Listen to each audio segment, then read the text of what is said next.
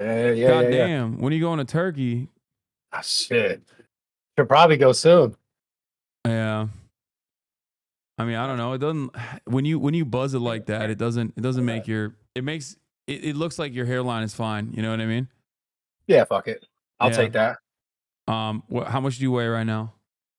Honestly, I'm like, 255 right now. I lost my powers. Fucking frail, dude. Oh my Why god, do you, you're the. why do you have so many Zin containers behind you? What do you mean? I love Zen. I fucking slam those bad boys daily. Yeah, look at us relating, bro.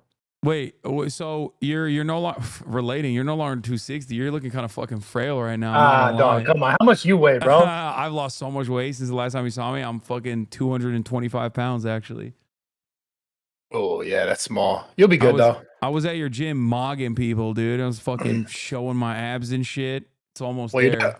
you're definitely tall. I don't know about mogging people. No, I was mogging him, dude. People were like, damn, this guy's brolic. This guy's fucking yacked out of his goddamn mind, yacked to the fucking gills. They were like, they were reconsidering their Trump support, which is, which brings us to our main point of contention. You wanted to talk to me about supporting Donald Trump. I saw you tweet about how Kamala is not going on Joe Rogan, and that's all you need to know about that. That's what you said, something like that, something ominous. Yeah, why didn't you go on it? Why do you think?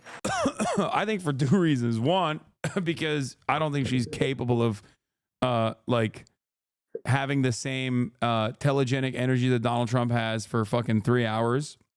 Yeah. And I think that was probably a big concern. And then I guess like another concern probably was that like, Joe Rogan did endorse Donald Trump at the end of it. And she probably thought that it was going to be hostile territory in the way that like, not in the way that it was, not in the same way that like the Trump Joe Rogan conversation went. So you don't think he would ask her objective enough questions? You thought he would attack her? No, I'm not saying that. I'm saying that's the campaign's calculation. I think I said it over and over again. I think that like Kamala Harris, like Joe Rogan, I think is a chameleon in many respects. Like that's why he's a good interviewer. That's why people like him. Unless you touch on, and I say this as like a former massive Joe Rogan stan, right? I have his fucking mug and everything. I met him in 2016. He probably doesn't remember. We had like a 3-hour conversation back when he was a TYT fan. But I think unless you broach 3 subjects, Joe Rogan is going to be very nice to you, right? You can't come at him and be like, I don't like weed. I don't fuck with weed, because he's going to get all debate mode on you if you say some shit like that. Or COVID, right? Those are like the 2 major things. Or I guess like trans women in sports too. Like those are the 3 things. Outside of those 3 things, you can talk to Joe Rogan about anything and he's going to be the nicest guy to you. Like you could have like a radical, you could have someone from like Hezbollah talk to fucking Joe Rogan and he'd be talking about how Shia Islam is the real way, the real method, Like he will always be very conciliatory in conversations. But so for that reason, I think that it would have been a good conversation regardless, and I was looking forward to it. But I think even if it wasn't Kamala Harris, like there's a lot of really great surrogates that could have gone on Joe Rogan. Bernie Sanders was a surrogate for the campaign. That would have been a great move. Tim Walz, Kamala Harris' vice president, is also fantastic. Like Joe would have fucking loved Tim Walz. If Tim Walz went on Joe Rogan, I don't think he would have endorsed Donald Trump. Like I'm not even kidding. Interesting. Yeah. But I think part of the problem with that whole campaign, it seemed like people just the Democratic Party seems to have got so far away from majority, like the massive majority of people. So like when you say that, I agree. You could have other people that could have went on the show, but it wouldn't have had the same effect to the people watching, thinking like, oh, this is just another iteration of why I don't buy into this person as the president, because like you even just said it, someone else better could have gone on and helped her case. But I think people are like, I don't know, like moving away from that in a sense of like, they want to hear from her. They want to know who she is, not just like what. For sure. The problem is Kamala Harris is she just like usually comes across as like kind of inauthentic, and also you can do that, but you can also have like good policies to make up for that. Because if someone is like maybe coming across as inauthentic, they could still make a solid case as to why you would vote for them if they were like, I see you, I hear you, I recognize where you're hurting, and I'm going to help you, right? If they say that, then people will be more understanding towards them, even if they don't have the charisma. I think Donald Trump, for example, does a very good job on the charisma front and is very telegenic, but rambles on all the goddamn time, which he calls weaving. Even Joe Rogan called him out on it and made fun of him a little bit to his face. That was kind of funny. But he, despite his weaving, like, he has the telegenic presence to keep up like a 3-hour conversation, even if it's like devoid of any sort of like intellectual rigor, you know, because I mean, he was just talking about crazy. She was like, oh yeah, fucking windmills are killing all the birds or some shit. Yeah, I mean, I see what you're saying, but don't you think like being able to have that sort of conversation is important for a president? Whether like it gets off to some tangent or not, right? No, I think that, I mean, it's good to showcase yourself as like a real person for sure. Yeah. I don't care. Like, I'll tell you like this. If someone was like the most low functioning socially, and this is a antiquated term now, but if someone was like autistic, right, and they were low socially functioning, I think, or high needs, or I think that's the new term for it. Anyway, whatever. If they were like that, but they had some banger fucking policies, they were just like constantly advocating for healthcare for all, I'd be like, I don't give a shit that this person is not the best communicator. I don't care that they don't come across as personable, because like I agree with their policies, because at the end of the day, that's what I care about. I don't want to have fucking beer with a politician. So I why want do the you politician to, you know, advance my interests. why do you think people got so disconnected then with the Democratic Party in this whole cycle? They don't address the needs of the population ever. I think that there is an idea within the Democratic Party where they personally think that, you know, we just have to keep defending these institutions on the principle that they must exist at a time when a lot of people are suffering. A lot of, wage growth has not outpaced inflation, right? So now the amount of money you have in your pocket buys less shit. So if you're experiencing that, you don't give a fuck about the institutions. You know what I mean? Oh, wow, I can't believe we have to defend civility. Like, who gives a fuck? I'm burning. My wallet's burning. I don't give a shit. So I think that was a major problem with the Democratic Party, like not directly addressing the issues that people were experiencing. They could have communicated it better, because like at the end of the day, there was a global pandemic, right? The global pandemic disrupted supply chains that were already pretty fragile due to, you know, profit motives that were slated to be devastated with like any kind of change, any kind of shift. But this was a massive, massive disaster that caused a global inflation crisis. And all things considered, the American government, I think, in comparison to like our European counterparts, did a better job overall, but that's still not enough. And even if it wasn't for the inflation or the economy rebounding, as nerds like to fucking talk about all the goddamn time, people were still angry in 2016 and there was no fucking COVID. You know what I mean? People were so angry in 2016 that they said fuck you to Hillary Clinton and voted for Donald Trump the first time. So they just refuse to recognize that. Like a lot of people, I think, that I talked to, and I talked to campaign staffers, I talked to people in DC in private conversations, and I used to think like they're just cynically serving the same corporate masses as the Republican Party cynically serves. And I am shocked when I come to the recognition that, nah, they're just in a fucking bubble.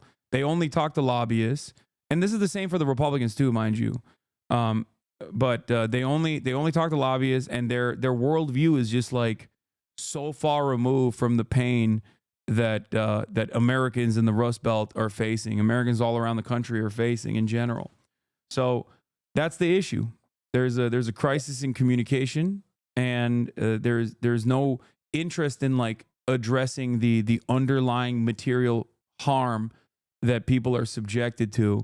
And then they just fucking panic and point the finger at blame at other people. They'll be like, "Oh, it's just..." And so that's the thing that I notice the most, like trying to look at things objectively, because obviously I lean more right, but I try to watch as much content as I can. And it seemed like anytime I would try to watch something about Kamala, it was just about how Trump was just such a bad guy. And for whatever reason. To be fair, Trump is a bad guy. I do believe that. That's the other thing, right? I think Donald Trump is not a good person. I think he is a bad guy and like the most. Question though, do you think anyone is a good person in politics? Actually, I like Bernie. I don't agree with him all the time, but I still like him. I think so do you he's a think good guy. Kamala is a good? Do you think Kamala is a good person at her core? Do you, like I have No. this problem. I have this problem with the political spectrum in general. Where it's like, at the end of the day, I don't think any of these people are like the best people on the planet. But I do think Trump spoke more directly to like most people's and like what majority of people were dealing with as far as heartache or like pain points. And I think they went towards that in a smart way. I just think like he spoke to the anger. He spoke to the anger and resentment that people felt, but he redirected that anger and resentment to not the appropriate vector, right? So the real problem is the economic circumstances that we exist under is very corrupt. That's it. It's just like pure corruption. I might call it capitalism, but the reality is just everyone is serving corporate masters, right? You go on MSNBC, CNN, or even Fox News, and they're representing certain interests, certain powerful corporations and their interests because they're buying millions of dollars of ads. They have a shit ton of PR people that go on there and speak on issues as though they are objective random people. And then you look at their fucking background and you're like, God damn, like this motherfucker is literally a lobbyist for Raytheon. Of course he's talking about what kind of missile systems Ukraine needs to get because he's a fucking lobbyist. Like he's not just a former general. That motherfucker's a missile salesman, you know? And I think everybody does that to a certain degree. And ultimately, Americans' interests never get represented. One side, on the other hand, at least acknowledges that people are angry. The Republicans do. But then they say, you're not angry because we're spending all this money in fucking wars overseas instead of fixing your goddamn potholes and making sure that you have better internet, making sure that, you know, there aren't 600,000 fucking homeless people that are sleeping outside tonight, right? We're wasting all of our money on this shit. Instead of saying that, Republicans do what? They say, you know who's the problem? All these immigrants that are coming in. You know who's the problem? It's the Democratic Party. They care too much about trans people. Like the Democratic Party didn't even fucking talk about trans people once this election cycle. It was just Trump that talked about trans people. Couldn't get it out of his goddamn mouth. He couldn't stop thinking about trans people. So ultimately, it's like the problem. Trans people. What are you talking about? Trans people in sports? The sports thing? Everything, everything. He's just like Kamala Harris wants to give, bottom surgery to undocumented trans prisoners or some shit. And it's like, okay, that's like a normal medical procedure. You might not agree with it. It doesn't really matter.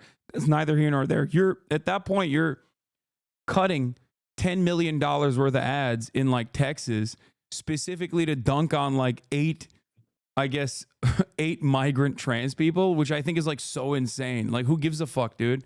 It's not like we're not transing the youth, right? It's like not a problem that harms or benefits any of us. And I think that they have a very good way of just like making you pay attention to certain shit, so you just never pay attention to who's actually robbing you blind. Well, there is definitely something to say as far as, because I asked this question. I did the pod with Matt Walsh recently on Full Send, and I asked him somewhere towards the end of the pod, does this ever really change, no matter what hand it is, left or right hand, and no matter what is the candidate, who is the candidate, doesn't matter. Does the United States ever really ultimately change? Because it seems like we're talking about an overarching thing that is just innate in humans, which is like a sense of greed and wanting more for themselves versus another person. Because like, are we ever going to make humans not want more than the next person so much more that they're willing to do whatever it takes, whether it's start a war or be involved in a war or to fund a war? Do you ever think we actually avoid being in that case, or is that just too ingrained in what the United States has become as far as its power? I don't think it's in our DNA just as much as like it's assuming that selfishness and greed is inherent to human nature is especially under the current order of business, is forgetting that like so much of mankind existed without capitalism. But beyond that, right now, there is still so much peer-to-peer collaboration that we just take for granted. You have families, you have communities, right? Like you have people that are constantly collaborating with one another, and it's not always on the virtue of greed. It's not always on the basis of greed and wanting more. People just do shit for one another. It's not our natural state is not to always be in a state of conflict. Our natural state actually is just as conciliatory with one another as it is directly adversarial to one another. We just live under a system that makes it seem like it's zero sum and that it's we got to constantly dominate other people. And I think that's the sad state of affairs, and both parties certainly contribute to that. But I would ask Matt Walsh this question, really. Like, there's I think it was like 1% of the population is trans. Like, if they all were no longer trans, if you like forcibly were like, I don't want a single fucking doctor to perform the surgery, if you just like forcibly reversed their decision and said no more HRT for you, right? And as people who have both taken different kinds of HRT, yourself and myself, I think we don't exactly have that much of a problem with people doing hormone replacement, right? Like I take minoxidil, which is a DHT blocker. You may or may not have taken some other form of hormone replacement therapy. It's true, yeah. But ultimately, like if we were to stop that, right, dead in its fucking tracks, we're like, no more. These medical professionals are woke. They were in the pocket of big woke, big trans. They were doing this for nefarious purpose. We got to stop it. Let's say we stop it. Did you put more money on your table? Did you put more money in your pocket? More food on your table? Did you get a better means of shelter? Did we actually solve the homelessness crisis? No, it's a fucking simple distraction. That's all it is. But it's one that I think tracks with a lot of people because like they get constantly pummeled, bombarded with this shit. And you go, man, fuck, this is like everything that everybody's thinking about all the time. And it's like, no, it's just people like Matt Walsh thinking about it all the time. Like it doesn't do anything. It's just like, that's why I liked Tim Walz a lot, Kamala's VP pick, because he was like, mind your damn business. Who gives a fuck? Calm down. We gotta feed hungry children. We got mouths to feed. And he did that in Minnesota, and he was really good in Minnesota for that reason. So I was actually a little bit encouraged by that pick originally from the campaign, but they silenced my man. They backpocketed him. They were like, nope, none of that woke shit. They were like, don't talk about feeding the poor. It's not good. What do you think makes all this shit better? Because I also actually scratch that question. I'm curious about since obviously the announcement, everyone's saying they're losing their rights. What's going on with this? Who's losing their rights? What rights are being taken away? The rights stuff is, it's pretty valid. So Donald Trump, when he was in office, he appointed 3 Supreme Court justices. They all went in front of Congress, right? Because they do like these judicial hearings in the Senate Judicial Committee. And they do these hearings where they're like, what are you going to do? What is your background? Do you have any blackmail on you? That sort of thing, right? And in that process, all 3 of them actually lied to not only the American public, but to everyone in Congress, where all 3 of them said that Roe v. Wade was the super precedent, law of the land, we're not changing it. Now, the reason why they said that was because Roe v. Wade was incredibly popular, 75% support historically. Most people, even pro-life people, were like, I'm pro-life. I wouldn't get an abortion personally, but I don't think the government should interfere in that, right? Because there's a litany of complications when you start putting legal hurdles that are unnecessary in front of this like fairly routine medical procedure. And they all lied and said they would never overturn it. And then they did. Lo and behold, they did that under the Biden administration.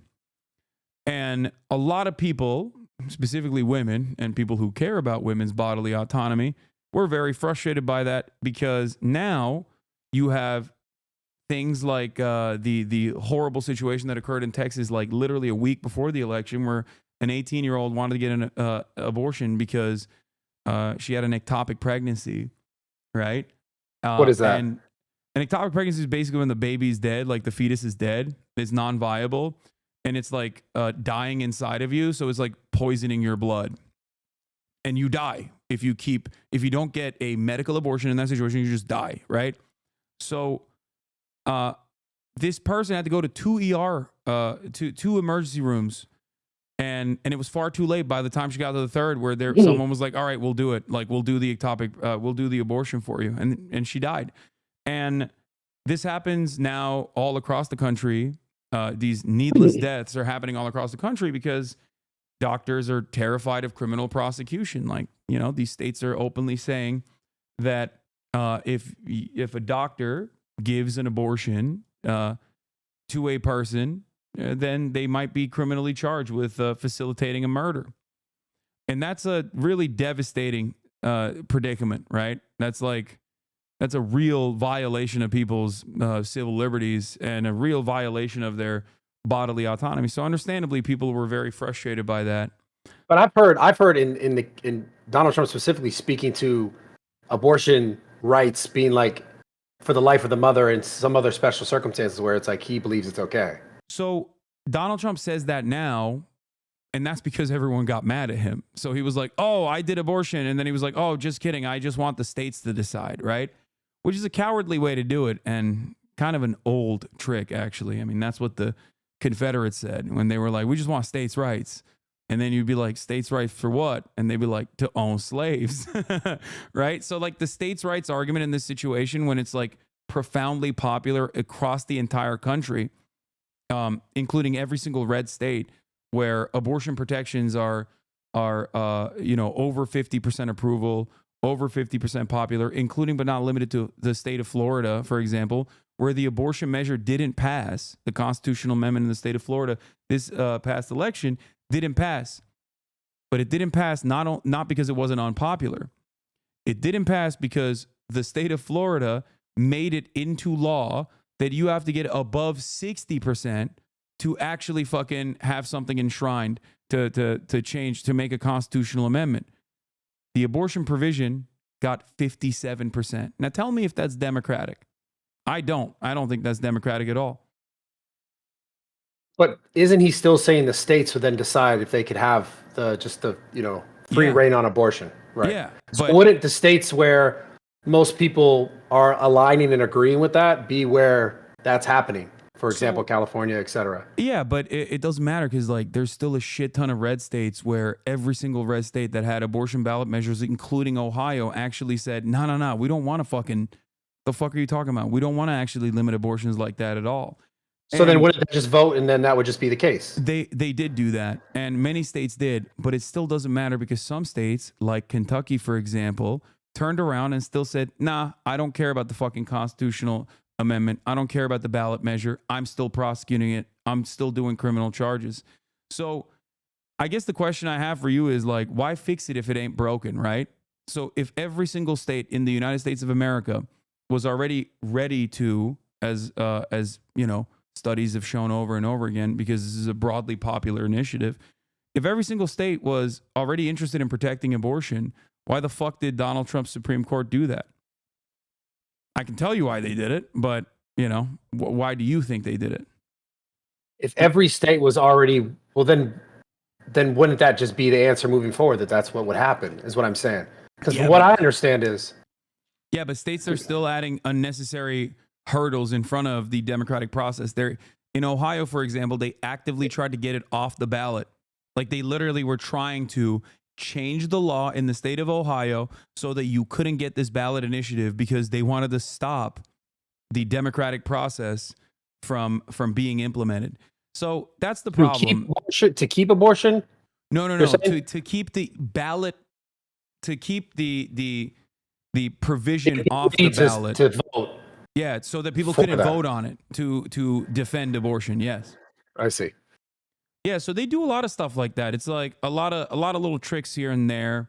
For example, one of the things that they used to do under Roe v. Wade in red states was called trap laws. So they would add unnecessary red tape. Like they would be like, oh, if you want to fucking have a medical clinic that can provide an abortion, you have to have hallways that are like, you know, this length. Like really silly shit like that. When unless you like dive deeper into it, you don't really immediately comprehend it. But the sole purpose of that is to like limit the amount of abortion facilities that exist in the state because they just don't want women to get abortions. I mean, it's pretty crazy, right? Like, what the fuck? This is a medical process. You don't have an issue with abortion, I assume, right? I mean, I'm not really so worried about it in that case. But my Yeah. question is still like in regards to losing a right, what rights are being lost? I mean, if the states are able to vote and people are able to vote. Well, that's the problem. The very fact that it's like now, before the voting process occurs, I believe, I don't know the exact number, but I think it's like 30 plus states that already had like automatic trigger laws that immediately criminalized it. And in states like Arizona, they went a step further. Before Arizona was even a state, okay, they had some antiquated ass law from like 1867 or some shit, okay? And they were like, the Arizona State Supreme Court was like, we are going to implement this insane antiquated law to try and stop people from getting abortion. So it's not like they go, oh yeah, well, I guess I'll respect democracy. No matter how much Donald Trump says that, that's just lip service.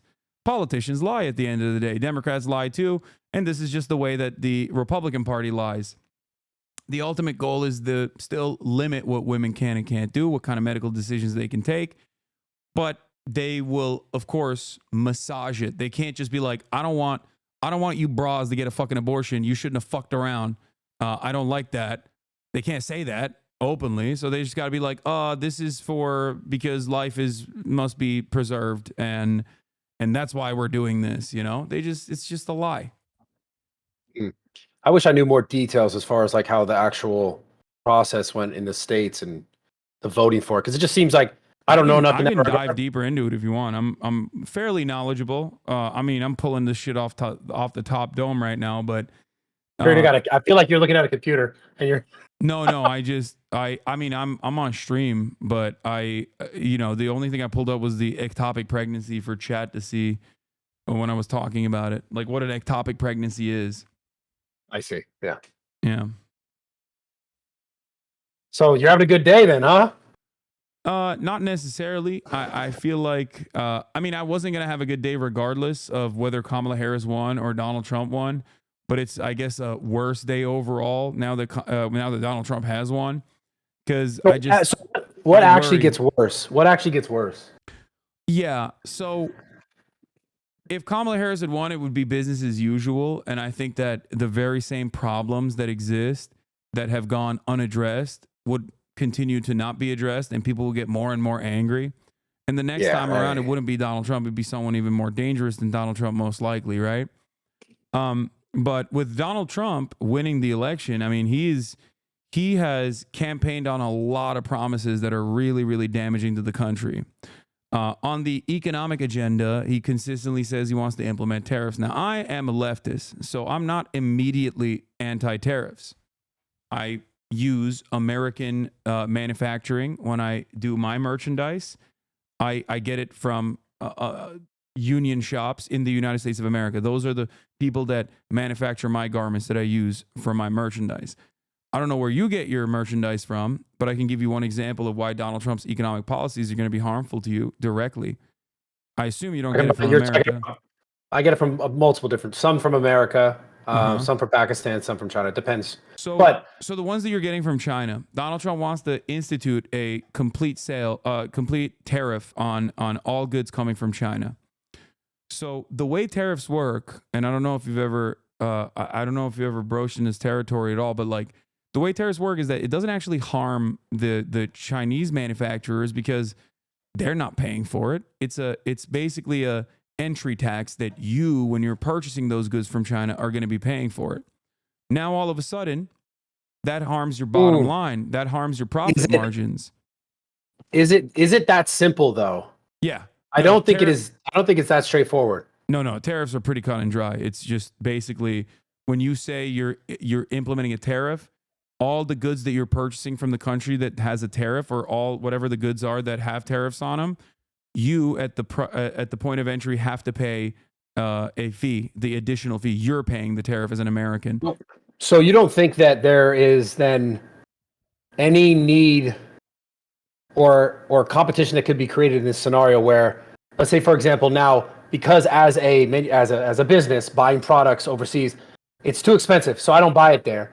You don't think there's any sort of initiative for example, China, right? for China to compete in a manufacturing area, which is the world, and mainly sending products to the United States, you don't think there's any initiative for the Chinese government to subsidize those companies so that they are able to continue business here overall? No.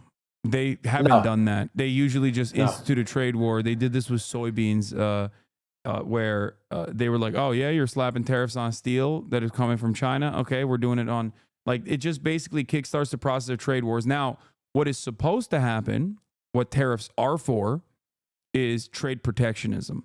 So, like that's the reason why I said I'm not immediately anti-tariff, right? Let's say you have a dormant manufacturing business or a sector that you actually have the raw material for here in the United States of America, but American manufacturers have decided that it's much cheaper to get it from China instead.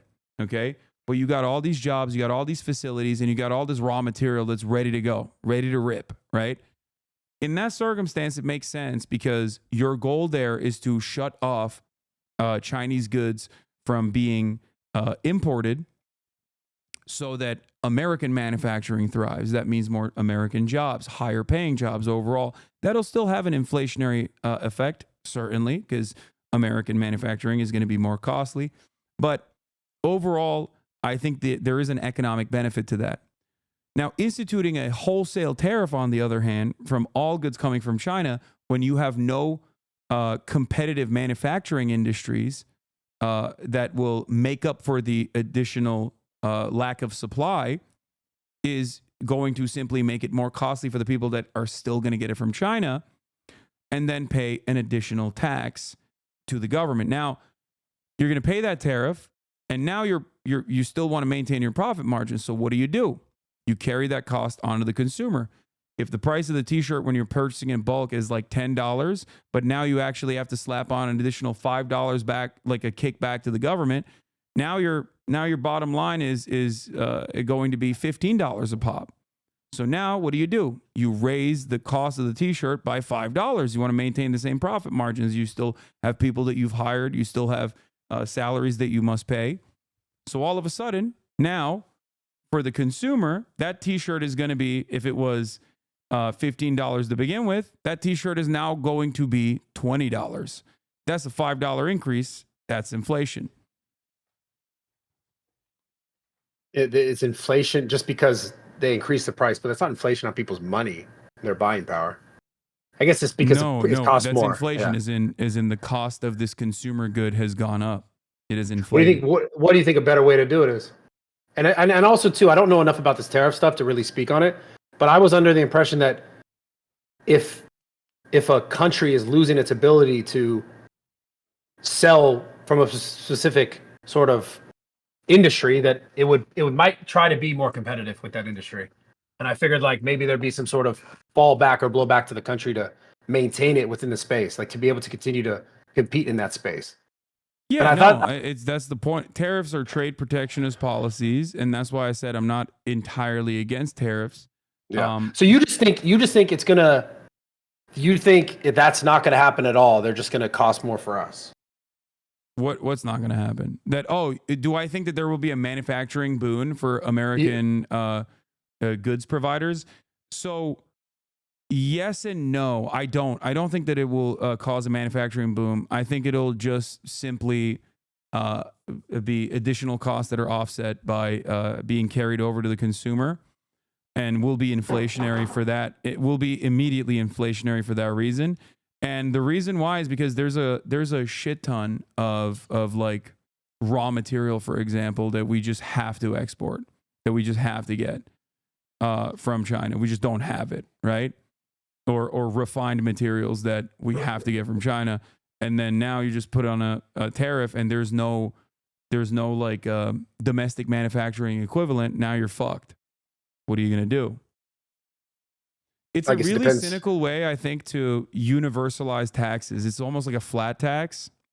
It's inherently regressive in the sense that like everyone is going to be paying for it. So I think it's a way to try to generate revenue off of the American working class. And I suspect he's doing that because he wants to cut taxes even further, so that in order to make up for the additional taxes cut, you got to generate revenue somewhere. And that revenue, I think, will come from Americans paying the additional prices.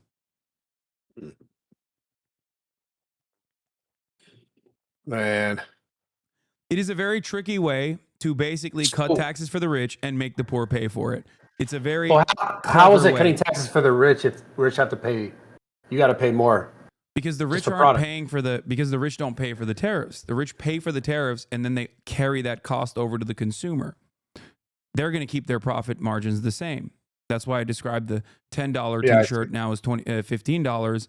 But for the consumer, if the t-shirt was originally $15, now it's $20. So their profit margin remained the same, but people are paying more for it. Where do you think this actual money problem gets fixed? Not in regards to tariffs or the stuff we're speaking to now, but just with the government in general and how the inflation is really more so based on the printing of money and just the misuse of our fucking money. And do you think that ever actually changes?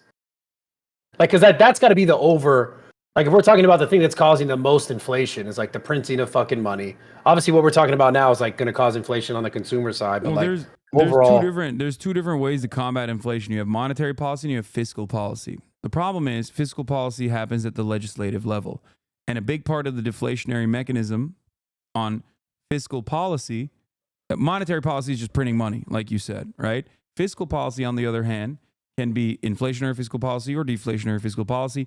Deflationary fiscal policy would be more taxes, and everybody in America is immediately resistant to that. They fucking hate that. So, and besides that, Congress is always gridlocked. Republicans operate on an obstructionist policy, and they don't even get punished for stopping certain bills from passing. So, and then even lie about bills that they actually never voted for when, like the IRA or whatever, they openly were antagonistic to the IRA, the Inflation Reduction Act, and then that actually secured some funding for their constituencies. So they went back to their constituencies with like, I brought this money to you. They fucking lied. They actually fought against it. And they fought to ensure that more money didn't even go back to their constituents, but then they still took credit for it. So that's just one way that they lie. And another way that they operate is just simply by obstructing and refusing to vote into law anything that could potentially help the American workforce. All right, that didn't answer the question, though. I'm saying, what do you think is the thing that is actually going to fix this? Fix what? Like inflation? The government spending bullshit. Well, this is actually one aspect of the Kamala Harris campaign that I agreed with quite a bit. She said that she would utilize pre-existing law in the form of price gouging against some of the worst offenders that unnecessarily increase prices. And she said she would go after grocery chains specifically, right? I think that another way to do that is by tackling commodity production in its entirety. So our agribusiness in the United States of America is heavily subsidized by taxpayers. So we do that in order to keep prices low. But we never actually demand anything in return from our agricultural providers. We never actually demand that they like keep prices actually low or not go above a certain point or even increase supply in times of need. So I think that the American government is giving billions of dollars to these corporations. They might as well demand something in return, which would be to lower prices. Why doesn't that happen? That's a question. I'm just like, does this shit ever actually The reason fix? why it doesn't happen is because when Kamala Harris said, I'm going to tackle price gougers, I'm going to go after people who are, engaging in the act of price gouging, which is to increase the prices unfairly without any sort of quote unquote market conditions. That's a really difficult subject to broach in general. Like, how do you regulate that? But that's besides the point. Just simply saying you're going to do that is good because the fear of that will cause companies to lower their prices and maybe eat away at their profit margins a little bit, which is a good thing. They should do that. But overall, the reason why it doesn't happen is because, well, one, Kamala Harris didn't get elected. And two, I don't even know if she would have pursued that policy, even if she was elected. But if she were to pursue that policy, then you got tens of billions of dollars in the grocery store business, including but not limited to the Walton family, right? that would come after you and probably drone strike your ass for fucking hurting their bottom line. Because, once again, both parties are beholden to their corporate benefactors. They serve the same masters. And so this is what I keep talking about. Does that ever shift? That's what I'm saying when we talked about the greed earlier, just in general. When no matter what party, no matter what person, do you ever really even shift it? Because if it's not this person, it's that person. If it's not that person, it's this person. Then it goes every 4 years. It's a different cycle. It's the same sort of thing, nonstop. Yeah, it doesn't. It only gets worse. And that's how we arrive at the condition that we're in right now, where many people in our generation feel like their future prospects are worse off than the generation that came before them. And there's good reason for that. Cost of housing is completely out of control. It is skyrocketed unimaginably. And people just simply do not feel like they could ever own a home. And there's understandable that they feel that way. They feel like they will never be able to retire. They feel like they never will have even a nest egg to, purchase some luxury commodities, some goods on the side to make themselves feel a little bit better. So, that is the reason why people are struggling right now. That is the reason why people are very angry. Does it get you excited at all that Elon Musk is in the office? You absolutely hate him, or what? I don't like Elon Musk at all because really? I think, remember what I talked about in terms of the billions of dollars of taxpayer funded subsidies that these corporations get? I'm assuming, he's going to get some. Sure. He has been getting some. He's been getting some from the Biden administration. He got some from the Obama administration, and he certainly got some from the Trump administration. As a matter of fact, those billions of dollars of subsidies kept Tesla afloat in times where Tesla was about to be insolvent. Tesla was slated to go bankrupt, but the carbon credit swap scheme that was implemented allowed Tesla to basically sell their carbon credit to offset the carbon credits of American car manufacturers. Doors open. Doors open. 1 second. Sorry. I got a delivery. Don't you think it was dope how he came into Twitter and fixed that bitch up? Fired everyone? You think Twitter's fake? Be honest. Like, you actually think Twitter's better? Yeah. Wait, really? Yes. Dude, that shit sucks. Yeah. There's fucking porn bots out the wazoo. I mean, that's trash. Of course we can get rid of that. Yeah, but it got worse under Elon. Porn bots out the wazoo. There's constantly fucking every other damn week there's another guy who's like white supremacy defender 1488 says black people are like animals, and then it got like, it's like 100,000 likes. I'm like, who the fuck believes this? Like, what the fuck? What an insane thing that people are just like openly saying. That kind of shit thrives on Twitter because of Elon Musk. At least we have an outlet that's not just the same shit everywhere else. Isn't it not the same shit everywhere else? I mean, Facebook is pretty fucking unhinged overall. I mean, a lot of these websites allow you to say pretty much everything except the thing that we're just talking about in terms of like, overt white supremacist, white nationalist, neo-Nazi rhetoric. Right now, you can say whatever the fuck you want, as long as you're not saying that, right? No, but I mean, as far as like having an outlet that's not just fucking mainstream media that's just saying the same shit on every fucking station. Well, like it's like Twitter became that for a lot of people, and I know for a lot of content creators as well. Where Twitter it's not also just has like a lot of fucking fake news and misinformation running wild. I mean, even the Democrats are doing it right now. There's like, I'm seeing people on my timeline being like, "Oh man, the election was stolen. Where are the 20 million votes?" Is like, come on, guys, you can't do that after you fucking made fun of the Republicans.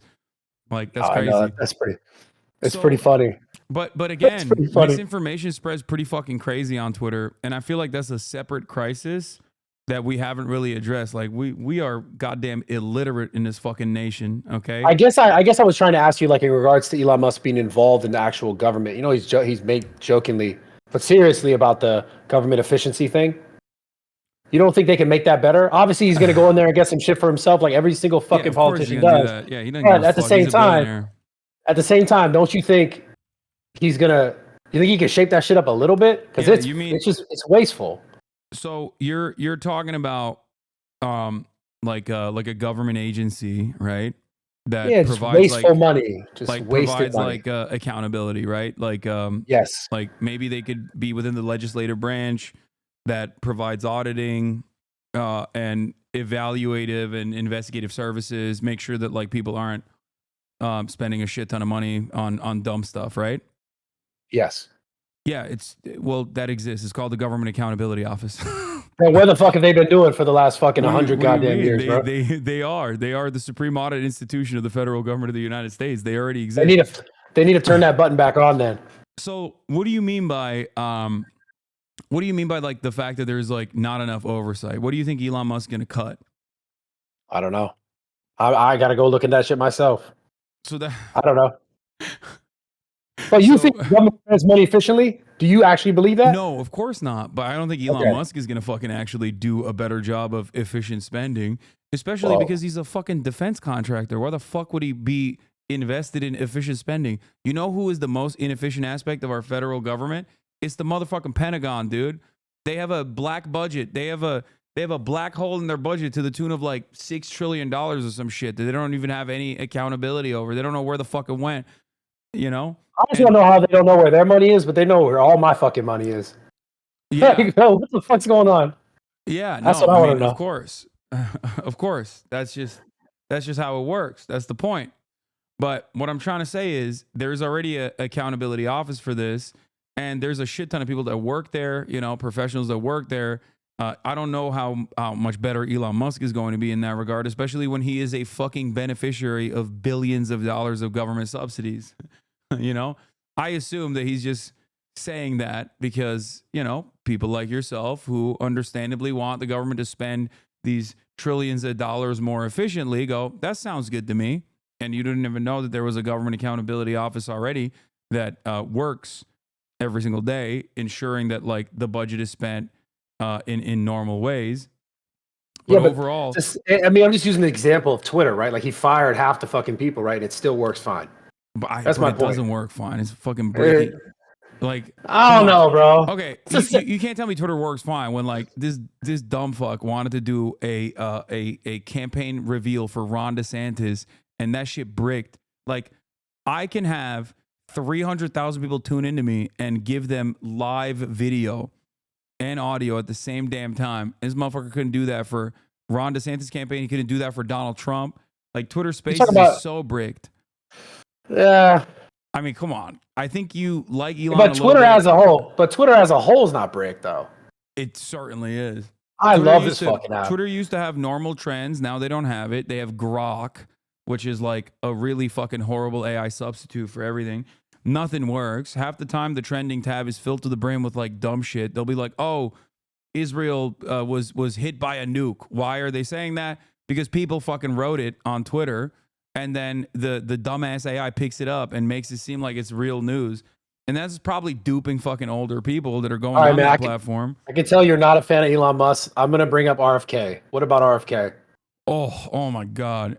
As a person who is an experienced lifter such as yourself, if you are to tell me that you saw that motherfucker, you didn't know who he was, you didn't know what his background was, you saw that motherfucker looking like a Costco hot dog that has been left out in the fucking heat lamp for far too long, wearing blue jeans with no fucking shirt on, bench pressing, incline bench pressing, like not even 135 pounds. You'd be like, get the fuck out of zoo culture, dog. You'd be like, no.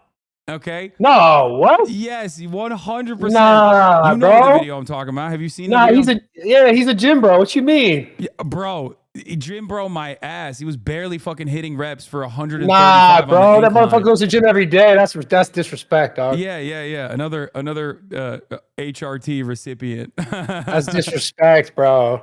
Yeah, I know. Wait, send me the video. Shoot me the video. I want to see. That's fucked up, bro. You're disrespecting the older guy. He's getting it in. Look at this. Hold on. I'm going to share this video with you real quick. Hold up.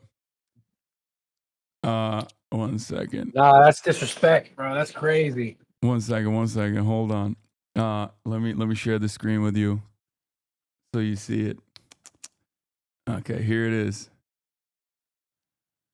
Okay. Yeah, play that.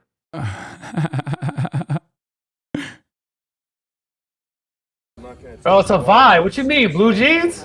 My guy's getting it. Come on, dude. Look at the weight that he's putting up, too. So? What you mean? That's not even 135 pounds. He has way more musculature to be able to fucking rep way higher. And I feel like, I mean, I guess his grip is like kind of tight. Like he's not doing like a normal Yeah, grip. it's a close grip. What you mean? He's doing a close grip incline press. But this garb, if you saw a dude roll up into your gym, honest to God, you don't know who the fuck they are, and they're just wearing blue jeans with a belt, no shirt, you'd be like, what the fuck are you doing? What? Come on, Bradley. That motherfucker got it, bro. I'd be like, damn, he's for real. He's like, he can't even hit the last couple of reps. He's like dying. Come on. Nah, I respect it, bro. He's trying. He's older. He's in his element. Like he got his. Bro, I love jeans. I'm wearing jeans tomorrow now, just because you said that. I'm wearing jeans tomorrow. No shirt, no fucking belt. You're gonna pull a RFK Jr. You're gonna fucking no, but fuck all that though. Fuck all that. Like, do you not like the things that he speaks about it? Like as far as the health? No, I think he's a loony. Like he's crazy. So the thing is, this is like the Andrew Tate shit, right? Like Andrew Tate will be like, go out and work out and you'll be better.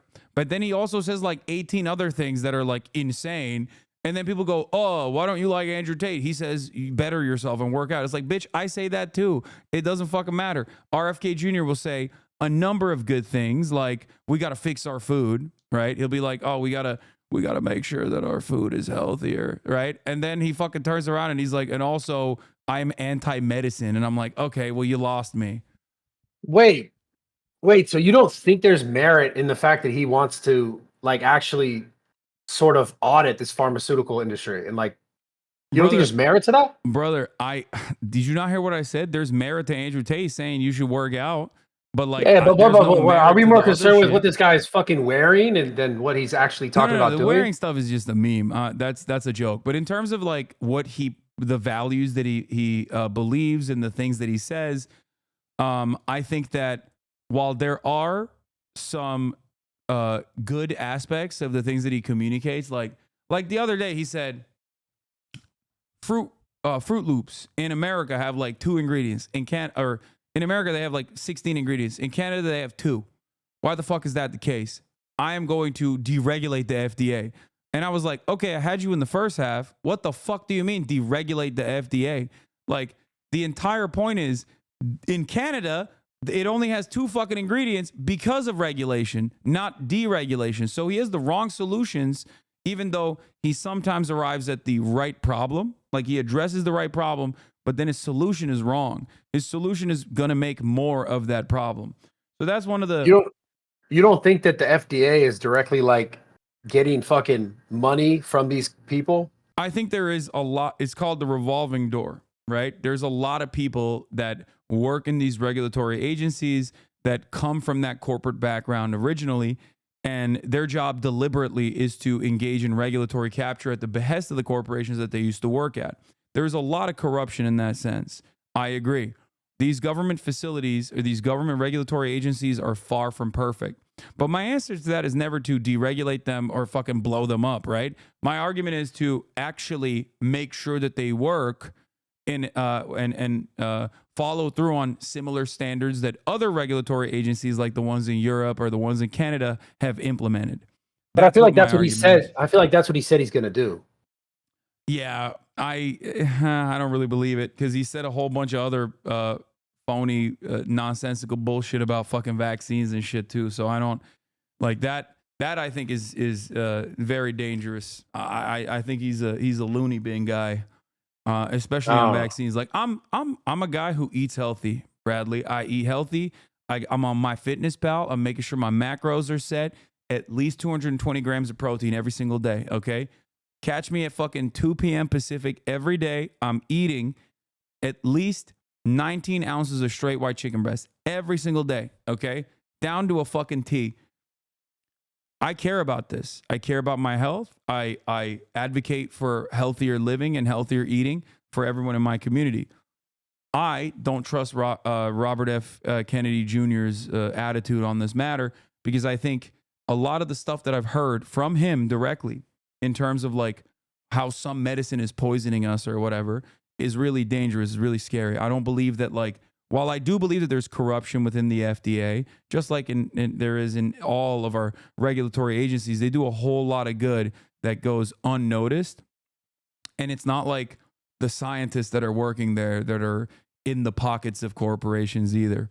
So I'm not. You don't believe you don't believe that stuff is happening. That like what stuff? You don't believe that there is an incentive for these companies and like for scientists or people who say, oh, this, like, for example, the food pyramid forever was like, eat a ton of fucking grains. Grains aren't fucking good for people. Like the food pyramid shit is like outdated. Oh, for sure. But that's what I'm saying. Those are the same people. Those are the same. Or corn. The same people. Yeah, they're both. But I mean, yeah, it's like high fructose corn syrup. Like we subsidized it heavily. It was a cheap alternative for fucking. It was a cheap alternative to cane sugar. And, you know, we couldn't maintain our sugar plantations in Cuba and shit. So we were just like, yeah, why don't we just go crazy on corn? Put it in the fucking oil, put it in the goddamn foods. And that had devastating healthcare impacts in the United States of America. That's what he's going after, is that nonsensical shit that is fucking basically poisoning people. That part makes sense. The issue that I have is not that. I don't really believe that he's going to be able to do that because Donald Trump is fucking Mr. McDonald's himself. And beyond that, he's another fucking rich asshole. When he was in charge of the federal government, when he was president, he didn't do any of that shit. He never even said that he was interested in like making America healthy or anything like that. So I have no reason to believe that he's going to do anything different than he has done the first time around. And most likely he's going to put another fucking psychopathic agriculture baron in charge of the goddamn industry that is supposed to be regulating the industry. Because that's one of the things that Donald Trump did that was really damaging. Was when he came to office, he looked at these regulatory agencies and he put people in charge of them that had spent their entire lives trying to nuke these agencies. Like for example, Betsy DeVos, right? She is I believe, like the recipient of the Amway, like one of those things. Like she's like massively wealthy. Betsy DeVos became the education secretary because she spent her whole political career, I guess, as a rich person. She made it her political project to basically disrupt public education in the state of Michigan. And she was very successful at that as a rich person. So then Donald Trump turned around and was like, I'm going to fucking give you the Department of Education. And what does she do at the Department of Education? She continued the decline of American education overall, making it so that a shit ton of the funds that were supposed to be going to our public schools that serve our underserved communities, you know, black and brown kids in general, would go to private facilities in the form of school vouchers and school choice. And it's that kind of stuff that really rubs me the wrong way as someone who pays very close attention to politics, who wants what's best for America. I want Americans to be educated. I want Americans to be healthy. I am very skeptical of people who will say they want Americans to be healthy, but then also sneak in a whole bunch of fucking unhealthy shit in the process. You think RFK is going to put more unhealthy stuff? I don't think so, bro. I don't think he's personally going to put unhealthy stuff in the food or anything like that. But I do think that Trump is going to do what Trump does and put a fucking another rich asshole in charge of the FDA, who will then continue along with poisoning America's food as business as usual because he is also beholden to his rich buddies. So you don't think Donald Trump is going to do what he said as far as putting RFK in that position to be able to do that? You think he's going to put someone else? Yeah, I think he'll probably put him in charge of like something kooky, like vaccine rollout or something, and that'll have damaging aspects for healthcare overall as well. Like he'll probably disrupt like vaccine rollout or. So if Donald Trump doesn't do that, he puts him in charge of what he said he was going to put him in charge of. Will you say sorry? If Donald Trump, well, I will only say sorry if RFK is in charge of the FDA and the FDA improves in the process. And of course I would say sorry. Look, the thing is, I'm very honest. Like I'm very stubborn to a fault. I'm very honest to a fault. A lot of people yell at me for this reason. If Donald Trump actually were to implement something positive, I would recognize it and I would admit it. I'll give you an example. When he was president, there was one aspect of his foreign policy that wasn't as reactionary, as right-wing or as maniacal as the rest of his fucking administration. He routinely allowed South Korea and North Korea to negotiate amongst themselves without interception, without adding on American foreign interest into the region. I like that. I openly said that was good. Rachel Maddow was freaking the fuck out over it at MSNBC saying, Donald Trump is in the pocket of the Kremlin. Donald Trump is, Vladimir Putin's butt buddy or whatever the fuck. I liked it because I was honest. I thought that was a good thing to do in terms of managing that conflict. Obviously, it didn't resolve, and it got worse since then. But ultimately, that was the right move at that time, and I admit that. If Donald Trump were to do something good, I would recognize it. The problem is he doesn't really do much good, and the Democrats don't do a lot of good either. But when they do, I will openly recognize it, and I will tell you that they've done a good thing. That's good. At least we could. I respect that. Yeah. I'm happy today, man. I'm having a good day. Yeah, so let me ask you this. What do you think Trump is going to actually do that will materially benefit you? Like personally improve your life? I don't know if I need a necessary personal benefit to my life. I think. What do you think he's going to do for the nation that's going to be good? Like out of all the policies that he has talked about, out of all the things that he said he's going to do, what do you think? I think the biggest thing. I think the biggest thing that's affected us is, and if I just look at the past, under Trump, as far as his numbers, like inflation was not as fucked. Like people had money that went longer. So do you think inflationary shocks are like immediately, like, do you think that this is stuff that that takes a long time to come and go, like the boom and bust cycle, or do you think that the president is like directly related and obviously it's not like someone shows up tomorrow and then it's like the next day everything's different. I know that's not how it works. Because like COVID happened during the Trump administration, and that actually caused a lot of prices to go down, including gas prices, right? But like that was completely outside of his control. Yeah. In the last 30 years, how many presidencies were Democratic and how many were Republican? This is the best. This is the best conversation. In the last 20 years, it was 12 years of Democratic leadership and only 4 of Donald Trump. So the decline that America's experiencing is directly attributed to not Donald Trump, sorry, the Democratic Party, is a very common thing that I've heard. I heard this from FaZe Banks as well when we were talking about it when he originally endorsed Donald Trump. The problem is America's decline is not just in the hands of the Democrats. As you've admitted, different masters, or different parties, but they serve the same masters. That decline happened far before the past 20 years. As a matter of fact, one of the worst aspects of America's decline came in 2008 in the housing market crash. That literally devastated the American economy. Obama had to spend 8 years trying to fix it, and he did to a certain degree. I don't like his solutions to that either, but I'm not going to get into it. But overall, that was a major problem for the global economy. And the issue for that was deregulation. Allowing people to sell predatory loans and corruption all the way through the regulatory agencies, including people that were adjusting the loans, including people that were creating a certain set of insurance for the loans on top of that knowingly that they were going to default. So all of that happened as a direct consequence of deregulation that both parties were responsible for, both like Bill Clinton, Ronald Reagan, and virtually every American president, Democrat or Republican, has contributed to that issue. But it, of course, exploded under the Bush administration, and Bush is a Republican as well. So we're just saying it's Bush's fault, or? No, I'm saying that it's not one party over the other. No, these are consistent issues that remain. Oftentimes they remain dormant, and then it's slated to explode. You got bubbles; they're gonna pop eventually. It's more so, it's like hot potato. Who is it gonna pop under, and what will they do when that bubble pops? That's basically what the American conflict management it looks like at this day and age.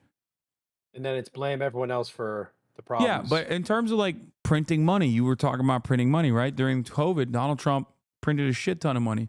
Another thing that Donald Trump did was cut taxes for corporations and the wealthy. He did this at a time when profits were sky high regardless. He didn't have to do that, but I think that those probably contributed to America's deficit and also contributed to inflation as well. And then Joe Biden came into power, and he had to sit there and have to deal with that. Did he deal with that adequately? I wouldn't say so. I think that there's more that he could have done. He could have probably helped out a little bit more in terms of like all the people that were suffering, give them more money. So I have a question But about that. what? Sorry, I interrupted. So you think Biden didn't do a great job? There were certain aspects of Biden's administration that I think was shockingly good. He did a really good job with the NLRB. He did a really good job with American unions. He at least offered unceremonious, like unique support, unique levels of support to the American labor movement that no American president has ever done before him, with the exception, I guess, of like FDR maybe. And I really like that. He pulled out of Afghanistan. I really like that as well. That was Donald Trump's negotiated conditional withdrawal. He had the political courage to withdraw out of Afghanistan. Everybody yelled at him for it. I defended him for it because it was the right thing to do. And I think outside of that, I mean, there's certain things. There's infrastructure spending that he engaged in, and that was decent as well. There's a lot of battery plants that are being that are now in operation, hiring, a shit ton of manufacturing jobs in the country. This is all good stuff. Having said that, there was also a lot of bad. First and foremost, I think he did a horrible job with dealing with the immigration crisis. And by that, I mean, I don't think he cared about the humanitarian aspect of the immigration crisis. He made a lot of promises when he ran and won in 2020. He had a 100 days agenda. In the first 100 days, I'm going to do my power. I don't know where it is. I don't know where it is, Mom. I'm going to do everything in my power to make sure that we have conditional amnesty to all undocumented citizens that fit the certain requirements that are living on U.S. soil. Many of them have been living here for 8 to 10 years. They just work honest jobs. They just want to make a living. They want to have the proper processing and the proper paperwork. That's the only difference between someone like myself, someone like you, and an undocumented citizen in that regard. They just don't have the paperwork, right? So he said he was going to do that. He didn't do that. And he actually very quickly went right-wing on this issue. And I mean, the Haitian migrants that were crossing the border were getting whipped by fucking Border Patrol under the Biden administration. You know what I mean? Those images came out not from the Trump administration, but the Biden administration. I was very critical of that. I knew that this was always going to be a political problem down the line. I kept repeatedly saying that they have to have a more humane process for this, or else it's going to become a massive political issue come November. I said this in February of 2021. I was like, if the Democrats don't actually fix this issue, the Republicans are going to constantly push, and the media is going to constantly heighten the tensions, because if it bleeds, it leads. They love these narratives, right? They're going to say, migrants are doing crazy shit. What the fuck? There's a migrant crisis. They're killing people. They're eating cats and they're eating dogs is basically what we arrived at come November. And now the Democratic Party is pushing a right-wing border bill, which, they were pushing it because they thought that it would be politically beneficial for them. I think it was a massive mistake. It makes them look like stupid-ass hypocrites. And also, it's a bad bill to begin with. You can't fucking say the border wall is racist for 8 goddamn years and then turn around and be like, we want to build the wall ourselves now. That's fucking dumb. And also, the border wall is still fucking stupid. So immigration is a massive issue that the Biden administration fucked up on. Another massive problem, obviously, is Israel. Biden has given an unimaginable amount of political leeway, political cover, and also weapons and money to the state of Israel so they can do a fucking genocide. I think that is unconscionable. That is morally repugnant. And also on top of that, it's just not a good idea in general for America standing in the world to let our attack dog in the region roam fucking wild and kill as many children and women as it possibly can in places like Gaza. And now that conflict is extended to fucking Lebanon, where they're doing the same damn shit to Lebanon. That's a whole ass different sovereign nation. Yeah, this is, man. It goes back to the thing that I said earlier. I had a conversation with a guy at my gym today about this. It's like, does this stuff ever truly stop, or is it just ingrained in just the human nature? I don't think it's human nature. I think that, I mean, I'll tell you this much. I'm not saying that like it's right. Obviously, it's not right. It's not human nature to just kill someone. I'm talking about the continuous want for more, whether it's more space, more land, more money, more whatever. And I'm not saying space in specifically this situation as far as Israel and Gaza. I'm not. Well, I mean, speaking that's that not at a all. wrong assessment, though. It is space. They're Well, looking for living room. That's what they're looking for. fair. But I'm just saying in general, like just the human nature of like more, because it seems like I don't truly feel like people in any place in the world, they just wake up and they're like, I want to go kill this other side or this other person. I feel like a lot of the, I don't know if it's a religion thing or if it's No. a culture thing where they believe or they're taught or they're shown that they're better or worse or whatever the fuck it is, but that it's all exacerbated by the same sort of like a money machine of continuous control and continuous money sort of, I don't want to say laundering, but it just seems like No, you're nailing it. It is that is what it is. Governments have these sorts of interests. America has an interest in this resource rich region, the Middle East, right? I mean, we've directly meddled in the affairs. We've also directly invaded countries in the Middle East, right? But beyond that, Israel is like an American state and not like a shitty state like Wyoming, like an important state. You know what I mean? Like we treat Israel like a unsinkable aircraft carrier with its own military capabilities, its own espionage facilities in a resource rich region that we basically let do whatever the fuck it wants to do in the region when we want to fuck shit up. That's the simplest way to put it. With the ultimate purpose of it being like controlling the Suez Canal, if that ever becomes an issue, and also making sure that we restrain other countries that are oil providers themselves, for example, from maybe speaking out of turn or behaving in a way that is inconsistent with our interests. So that's so do you that's think the we primary ever purpose. do you think we ever does it ever stop? Or does it just continue to change hands and change locations? Yes and no. I mean, think about it this way. One thing that I explain to people is like you look at the European Union, right? European Union is a open border policy, right? They had the Schengen, and now you can just like go from one country to the next, and they're all operating like the United States of America, like an economic engine in unison, a collaborative effort, if you will. Now, the European countries, even before they were countries, they were kingdoms. They had like the same cousins. They were fucking each other, and they were constantly like wife swapping shit. But they fought each other for hundreds of years. England and France literally had 100-year war. But at the time, I'm sure if you were living in that circumstance, you were probably thinking, oh my God, war will never end. What the fuck? I hate those French fucking pieces of shit, right? And the French were like, I hate those British fucking inbred pieces of shit. Turns out you can actually coexist pretty easily because it is not in our nature to constantly fucking kill one another. It's actually in our nature to collaborate with one another and live at peace with one another. Governments, on the other hand, have different opinions, and they will do everything they can to propagandize a position and to ensure that you also feel unsafe. We got to do something about Iran. We got to do something about this. We got to do something about that. We got to fuck shit up. Why? The fuck have they done to you? You know? They haven't done shit. They just want to live. Leave them alone. Yeah, I just wonder if it ever stops. I mean, it does. I just showed you an example, right? Europe is now. Yeah, but there's also tons of other fucking issues there, no?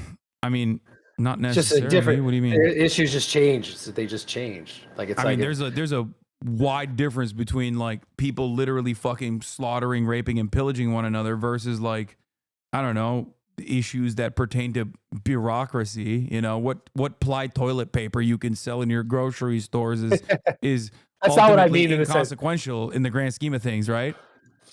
Yeah, I get it. Obviously, there's definitely a tier as far as like what's worse or what's Yeah, I better. think But that I'm would still be talking far more about. favorable.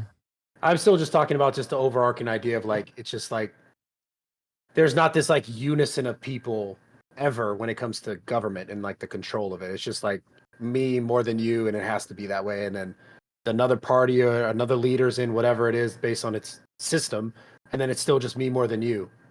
And it's like they use all the other things as like things to get everyone else pissed off about, whether it's like the LGBTQ stuff or it's like COVID or some people just disagree on that, hate each other for that, hate someone for Yeah, this. but And that's it's just directed. So it's called wedge issues, a concept that the Republican Party implemented by Newt Gingrich famously, where they looked at like They looked at the situation. They were like, damn, these fucking Democrats are agreeing with us on all this economic stuff. We can't actually polarize the parties. We can't look like we're any different. How the fuck are we going to win an election? So they were like, ooh, I got an idea. Let's go talk about gay people and how they shouldn't exist. So then you write legislation around it. Then you propagandize against it. You're like, oh man, these gay people, they're such fucking perverts, huh? Isn't that crazy? And back in the day, that was what they were saying about gay people instead of trans people. Now they're saying it about trans people. Back then, they used to say it about gay people, right? They were like, oh, what is this fucking man marrying man shit? Wait, you're saying that Republicans started that?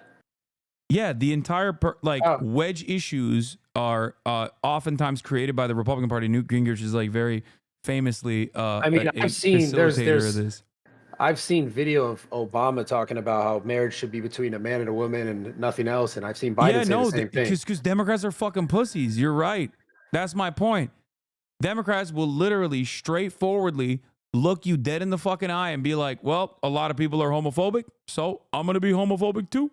And then they'll turn around and pass it, later down the line when it's more fashionable to do so. But up until that very moment, they won't stop themselves from being homophobic too. That's just how it is. Yeah, they're fucking charlatans. I mean, look at the situation with the border. They literally were like, it is so stupid and racist to build a wall. Now they're like, we want to build the wall, actually. Yeah. How'd that happen? They don't give a fuck. Well, they think that this will win them votes. That's all they care about. The problem is, it's actually not politically smart for them to do this. But they're too terrified of the Republican Party, so they just never make the right decisions and fight against the Republican Party in an honest way and make a convincing argument why the border situation is not the way that the Republicans presented, which leads me to my biggest fear with the Republican Party. What I mean by that is the Trump's border bill or Trump's border suggestions, his border legislation is terrifying. Like actually fucking terrifying. Where are you seeing this? He said that he wants to deport 20 million people that he says live on U.S. soil as undocumented migrants, right? Now that number is contested. According to federal agencies, they believe the number is around 13 to 15 million. He claims it's 20. Let's say it's fucking 20, right? He has said to Axios as of this morning that that's the first thing that he's doing. He's going to start mass deportations day one. Now, this is devastating for the economy, but more importantly, is devastating for just like normal human beings that live amongst us, right? 1 in 15 families in the United States of America live in a mixed status household. That means 1 in 15 people live with someone who is undocumented. Donald Trump wants to deport every single one. The overwhelming majority, if not damn near entirety of undocumented migrants are not fucking criminals at all. They're just regular ass like abuelas and shit that have been living here for 8 to 10 years, that have just been working, that maybe even started a business, right? And now they're just going to get forcibly removed. They have children, they have family members, they have integrated into American society, they're paying taxes, and now you're just going to come in and instead of giving them a pathway to citizenship, you're just going to fucking rip them away from their families and then deport them to God knows where. You're going to put them in detention facilities and then inevitably detain them and then deport them. I think that that's really, really terrifying. So I'm assuming this is the people in the last, 4 years that have just flooded in? Is what he's focused on, or is he's focused on? No, the 20 million number is like total number of undocumented migrants, not in the last 4 years. These are people that have been living here. Some of them have been living here for 20 fucking years, 30 fucking years. Like these are people whose sons, ironically, and daughters, in some instances, went out and voted for Donald Trump. And I saw it. Like people would get interviewed on the line. They'd be like, okay, where are you from? And they'd be like, oh, my dad is undocumented. Who are you voting for? Donald Trump. They'd be like, okay, they're going to deport your dad. They'd be like, nah, my dad is one of the good ones. They're gonna deport the criminal undocumented. It's like, no, dumbass, they're gonna deport your dad too. I want to see how this actually shakes out because I was under the impression that it's the people within the last 4 years because it's been like millions and millions that add up to I think well over, I don't know, maybe add up to No, we did not get 20 million new undocumented migrants in the last 4 years. That's insane. That's to the total number of undocumented citizens living on U.S. soil right now is not even 20 million. I think it's like 15 million. No. Hmm. I assume Trump is using border apprehension numbers, like people who are crossing the border. A lot of those people might even be going back and forth between the border illegally, or people that wanted to come into the United States or had their process claims denied. Like he's using border apprehension numbers to suggest that there's a lot more undocumented migrants living here than it actually is. But ultimately, it doesn't really matter. Even if it was fucking 20 million, it's not like they haven't done anything wrong. You know what I mean? They haven't fucked shit up. They're not doing shit. But so then now this leads to the conversation about like, what about all the people who have done it the legal way, who've like taken the process to go through it? Yeah, Like, that's a fuck great all those question. people. So, Because where it's like, I get it. Like, I hear what you're saying, but I understand that. That's a very common thing that people say. Okay. I think that process should also be eased as well, dramatically. Because here's the thing. These people are coming into the United States of America not for some like nefarious purpose. They're coming to the United States of America illegally because the legal means are shut off, right? If you were to, let's say, procure certain kinds of medicine through legal avenues, like if you go to a doctor and the doctor prescribe you TRT, you're going to do that, right? You're not going to have to go through illicit means. That is why I'm in favor of legalization. And it's the same principle for migrants coming in. If there is no negative consequence to migrants coming in and maybe even leaving the country whenever they see fit because they have the proper processing, the proper paperwork, then why should we fucking deport them? They're not doing nothing. And as a matter of fact, not only are they not doing anything negative, they actually have a tremendous amount of benefits for the American economy. They're paying taxes. They can't even take enough. They can't even take anything else from our social safety nets. They are contributing to the American culture. They're here. They're just working. That's all they're doing. Sometimes they're working in horrifying conditions for pennies on the dollar, like the United Fruit workers that are the backbone of the agricultural industry. Undocumented migrants comprise like the overwhelming majority of people who pick our fruits, people who pick our crops in general. They play a massive role in the construction industry. I say we process these guys. I say we allow them to be American citizens. They're already contributing to the American economy in incredibly meaningful ways. I think it's the more humane approach. Now, if I were to present, are you versed on his actual approach? Like, has he explained explicitly exactly what he's going to do Yeah. with certain people?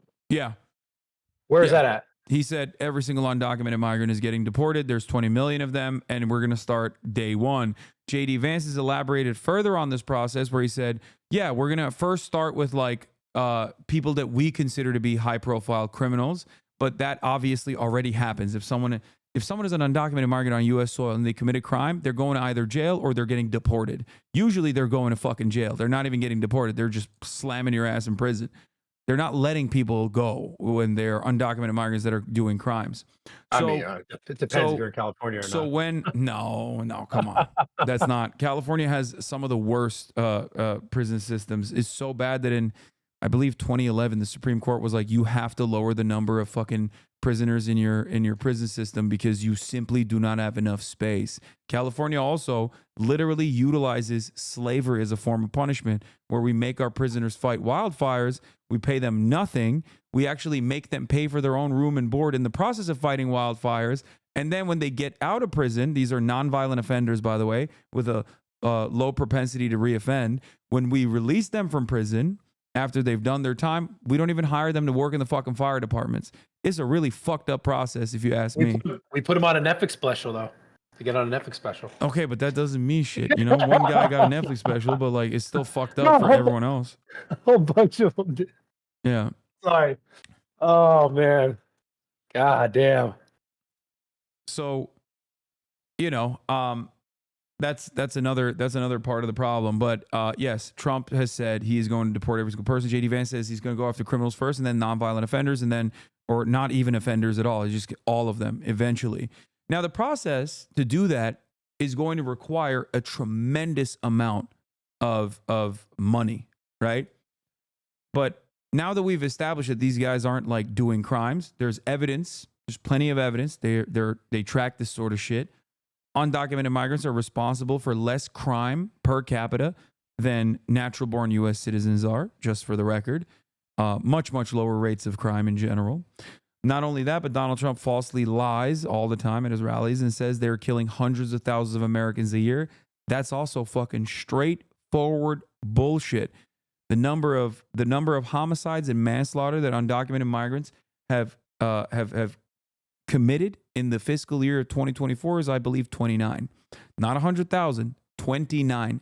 Not 2,900, 29. Okay? So why is he fucking lying on undocumented migrants like this? Where does this data get put together? Department of Homeland Security and Customs and Border Patrol apprehension statistics. So it's not like fucking woke shit, right? It's like this is, it's not the Department of the Homosexual Studies. It's the Department of Homeland Security. So that's where it's coming from.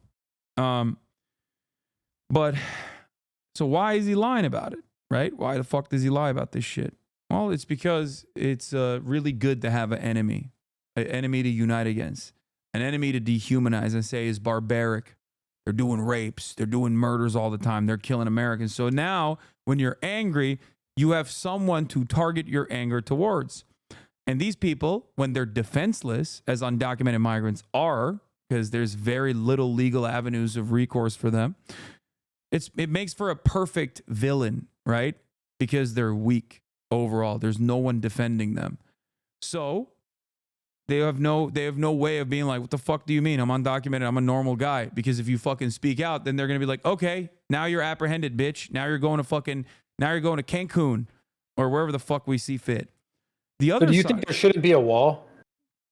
I think the wall is a stupid way to try and combat like drug trafficking or anything really. It's ineffective. It doesn't work. It's just a waste of money. It's just a symbolic gesture. It's red meat for a lot of people who are like, but walls happen. They are around my house, right? Like it doesn't fucking work like that. Especially at a time when 52% of undocumented migrants that are coming into the United States are actually visa overstayers. So that means they got a visa. They came into the United States, like Elon Musk, actually, who is a fucking illegal immigrant, by the way. They came into the United States and then they overstayed their visa. So that doesn't shut that off either. And beyond that point, border crossings are going to happen regardless of whether there's a wall there or not. And the wall is not really stopping anything. And on top of that, people already have to get to U.S. soil to seek asylum, which is a legal process. We call them illegal, but they're technically legal. It is our humanitarian obligation to process them. So you would have a U.S. with no border? No, I don't think that there should be no border whatsoever. I think we should know who's coming in and out in the same way that we figure out who's coming in and out by way of airports and shit, right? I ultimately believe that the process should be fair and the process should be easy. And then if you're like, I don't know, like a criminal mass rapist or something, and you want to come over, we're going to be like, oh, no. But this is the thing, right? Is it fair if the people who have tried to do it legally are not, they're just getting overshadowed by people just fucking walking right in? Well, I'll tell you this much, right? I'll tell you this much. I'm from a family of immigrants. I myself, I'm an anchor baby. My parents are Turkish. Is this a middle class family thing right now? No. I'm just telling you my situation. My family gave birth to me here on U.S. Soil, so I could have an American citizenship, but they weren't American citizens at the time.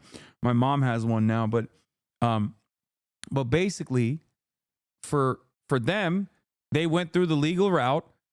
And I technically went through the legal route. You don't see me fucking complaining. You don't see them ever complaining either. Most people that come in here legally understand how fucking long that process takes. So they have a lot of sympathy for undocumented migrants who are escaping treacherous conditions back home that simply want a better life for themselves, as do we all. So I've never heard from like people who, I don't know, go through the fucking legal route and be like, why don't you take 10 years out of your life to fucking do it the legal way, you son of a bitch? It's kind of like, imagine if there was like a medication for cancer, right? And then you got an alliance of like former cancer survivors that got together and were like, unfair. You can't take this cancer medication. We had to go through chemotherapy. That's what it would be like. It's just pure selfishness if they were to even advocate for that sort of thing. Wait. I'm saying that people who went through the process legally are oftentimes infinitely more sympathetic to the people that cross the border illegally. And the reason for that is because they understand how long it takes. So the goal is to streamline this process and make it more humane. You would not go through the border illegally. You wouldn't fucking give your life savings to some dude that works with the cartel that's like trafficking humans over the fucking border if you had a safe route, if you had a safe and legal way to get into the country. So the border restrictions that America has implemented in terms of like not processing people, not allowing them to come through legal measures, not allowing immigration from places like Mexico, Guatemala, and the like, is actually helping the cartel. It's very beneficial for the cartel. This is before we start talking about the war on drugs and also the unrestricted flow of weapons that we offer to the cartel in exchange for black market drugs that they ship into the United States, which leads me to my next point. Donald Trump says undocumented migrants are trafficking fentanyl, right? You've heard him say this. They're sending drugs into the country. That's what he says, right? These immigrants are. I've heard it. Yeah, so that's also a falsehood. You're telling me that drugs aren't coming over? No, drugs are coming over the border. They're coming over, according to the Department of Homeland Security's own data. Drugs are apprehended at the border at regular points of entry. They're not actually apprehended at irregular border crossings, but regular points of entry, as in people in cars that chop up the cars and load it with chemical compounds that are necessary for fentanyl production, or they're directly shipped from China in containers. They're not actually coming over the border in the fucking lap of law-abiding abuela. They're actually being trafficked through vehicles. So being trafficked, do you think it could be a lot that's coming through the border? What do you mean? No, 90% of it is coming through 90% of it is coming through regular points of entry, through the border, through borders and through the ports. Okay, yeah. but hold on, but I got one more data point for you, and this might actually blow your fucking mind. Are you ready for this? Okay, I'm ready. If I were to ask you what percentage of the people that are trafficking drugs are undocumented migrants, what would you say? What percentage of people who are trafficking drugs are undocumented over the border, migrants? Yeah. Oh, just based on the way you asked that question, I'm assuming it's less than fucking. Don't metagame, motherfucker. Just tell me what your actual answer is. Based on your don't metagame. What do you think it is? That's important. There's no wrong answers here. I just want to know what you think. This is 8%. more important for me. 8%. Son of a bitch. Why would you? You said it low on purpose. Well, how was I right? No, you're right. It is. It is literally fucking 8%. 8% is undocumented migrants. It's 8 to 10%. So 90%, 90+% of the drugs that are coming over the border are actually being trafficked by American citizens. This is not going to age well for me because of the drug dealer jokes and the fact that I knew exactly the number of smuggled drugs. It's just not ending well for me, this conversation. But of course I know that. Anyways, it's chats. I'm looking. That is awfully suspicious that you fucking nailed that statistic. That was weird. Holy shit. Okay. Anyway, so listen. Okay, you said a lot of stuff, and it was beautiful. Well, eloquent, very eloquent. So, wouldn't we not have any of those issues if we just had an actual border? And then no, we do have an actual border. I'm saying that they're coming through regular points of entry. Yeah, but let's just say a border where you can just walk through. You can just literally just walk through, like straight through. No, there's no.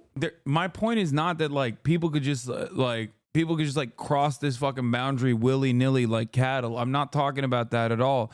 I'm saying that people, if given the opportunity, would go through that process. If it was as simple as just showing up and getting an appointment and then walking through the border where you do get checked, right? So there we go. Point. We need a real border, and then we need a legitimate place where they pull up and they go, or 2 or 10 or 100 places where they go. Yeah, even if there wasn't a wall, people would still go through the regular route, is what I'm trying to say. Because the wall doesn't stop. That's not true though. No, because the wall doesn't stop people from going through anyway. People still fucking find a way to penetrate the wall. It doesn't even stop them. So that's my point. But if you gave a legal means, why the fuck would anybody be like, nah, dog, I'm gonna actually literally go through I'm gonna fucking sneak in because instead of just like going through the regular route. You know what I mean? Because drugs.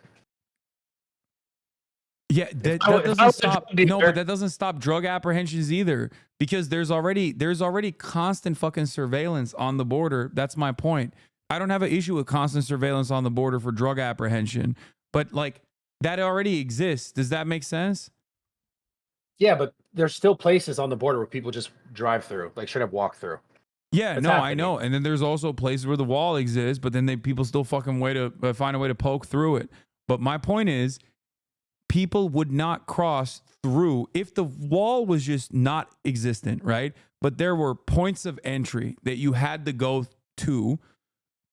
Like, even if there was no wall whatsoever, people would literally go to that point of entry to be like, okay, I'm here. I just want to walk into the United States of America legally. That's my point. Here's the deal, right? You go to your friend's house. If the door is open and your friend has invited you, you're not going to fucking climb through the window. You're going to go through the door, right? Unless I brought some drugs around the back and I wasn't trying to get caught by his mom. And I was like, yo, bro, like, come over here. You know what I'm saying? Like, okay, fair. Yo, fair. what I got here. That's the point. But we already established that the easiest way to traffic drugs is through through American citizens crossing the border in vehicles through regular points of entry. So they're not doing that right now, wall or not. I mean, I'm sure there's other methods. Like I think they do slingshotting, they do tunnels and stuff too. But like beyond that, wait, what's slingshotting? Like people just fucking slingshot drugs over the border or drop it with drones and shit. No, you're saying they're like this? No, like I mean, I don't know what the fuck they use, like a trebuchet or something, but they have drones. They drop it with drones and shit. You're the drug dealer. You should know this better than me, bro. I don't fucking know how they do it. I'm trying to figure out what you guys know about the business, you know? Yeah. You're testing my acumen. Yeah. Yeah. And the other aspect of drugs also is that like the measures to combat overdoses is actually another thing that the Biden administration actually successfully implemented, which was, like safe needle transfers, things of that nature, like looking at addiction not as a criminal punishment, but instead as like an illness, like an addiction treatment. A focus is much better as well. So like if you want to mitigate, if you want to do harm mitigation, harm reduction, like there are things that we could do. We don't really implement it that well. The Biden administration did a decent job at it. They actually lowered the overdose numbers for the first time in U.S. history in the past couple of decades. So they didn't really promote it that much because they're fucking stupid, but that is something that they did. So drugs being trafficked over the border are not the end all be all. If you want to fucking like actually target how that problem starts to begin with, you got to combat the pharmaceutical industry, like the Sackler family that played a significant role. Yeah, played a significant role in like getting people addicted on fucking opioids to begin with. Yeah, that shit's nuts, man. But that's why RFK. Look at that. That's your guy. Yeah, I don't know what he's gonna do about the fucking Sacklers, but let me tell you, I'd be way more receptive to his commentary if that is actually something that he targeted, but he has not. I've heard a lot more from vaccine creators or vaccines in general, and not a whole deal about fucking opioids, the Sackler family, and making sure they rot in fucking prison. I'm sure that would be a pretty solid campaign message if he genuinely was interested in doing that. Yo, change the topic a little bit. Were you view botting yesterday? Because your views were sick. I don't know if you know this, but we had an election. We had an election yesterday, Bradley. I don't know if you know that. It was kind of like my Super Bowl. Nah, I get it. That was dope, though. I was like, holy shit. I mean, I had 100K today, too, and then I got fucking clapped. My stream effed. My stream went down, and then I had to restart it. So now we're sitting at fucking 45. Damn, that's crazy. Because I tuned in. I was watching you, because I was streaming watching this shit. Obviously, election night. And I was like, nah, this motherfucker's botting straight up. No. Yeah. I don't Yeah, think you can damn. bot on Twitch. I have Like, no idea. I don't think Twitch is. I mean, they do bot, like they do fucking like those random like Elon Musk is selling crypto type shit all the time, but like it would show if I was botting. Oh, because And they show like they do this thing, right? Like put like a caption around it. I don't know how they do it. I'm not entirely familiar. I'm too much of a fucking boomer to know what that looks like. But Twitch already has like bot protection. They have a lot of safeguards around that sort of thing. And beyond that, like they shut down those accounts real quick. Like there's accounts sometimes that'll have like, it'll be like Elon Musk is selling crypto and it has like 45,000 live concurrent viewers. And you're like, what the fuck is this shit? And it's like very obvious. Or they'll post like, they'll do like restreams of iShow speed. Yeah. Yeah. So. But if shit gets better in the next like 2 years, are you going to tell the truth, or are you going to try to just continue to cuck for the Democratic side? I will absolutely tell the truth, 100%. But I don't foresee shit getting better at all. I hope so. Yeah. I hope that it gets better. I believe so. I want to believe. So I just know what happened last time Donald Trump was president. Shit did not get better. But there's no wars. That was dope. What do you mean there was no wars? We were still in Iraq. We were still in Afghanistan. He fucking blew up Syria and shit. He killed a Iranian general, Qasem Soleimani. He fucking threw away the Iran denuclearization agreement. Like, he did a whole bunch of nonsense. He accelerated Obama's drone wars by like 400% when he was in office. He did all this stuff. It's just he says he's anti-war, and then people are like, oh, I guess he's anti-war. Like, no. He is also very much pro-war. There's no American president that was anti-war. That does not happen, okay? You get fucking killed if that's where your actual position is. And but they kind of ran on that right now. I know. It's called lying, Bradley. Politicians do it all the fucking time. And Trump does a very good job at lying. The Democrats are too fucking stupid to lie. Sometimes I'm like, oh no, they lie all the time. They lie all the time. No, what do you mean? No, they lie for dumb shit. They should lie for good shit, okay? They should lie and be like, I want to give you health care. They don't even fucking lie about that. Think about how fucking stupid that is.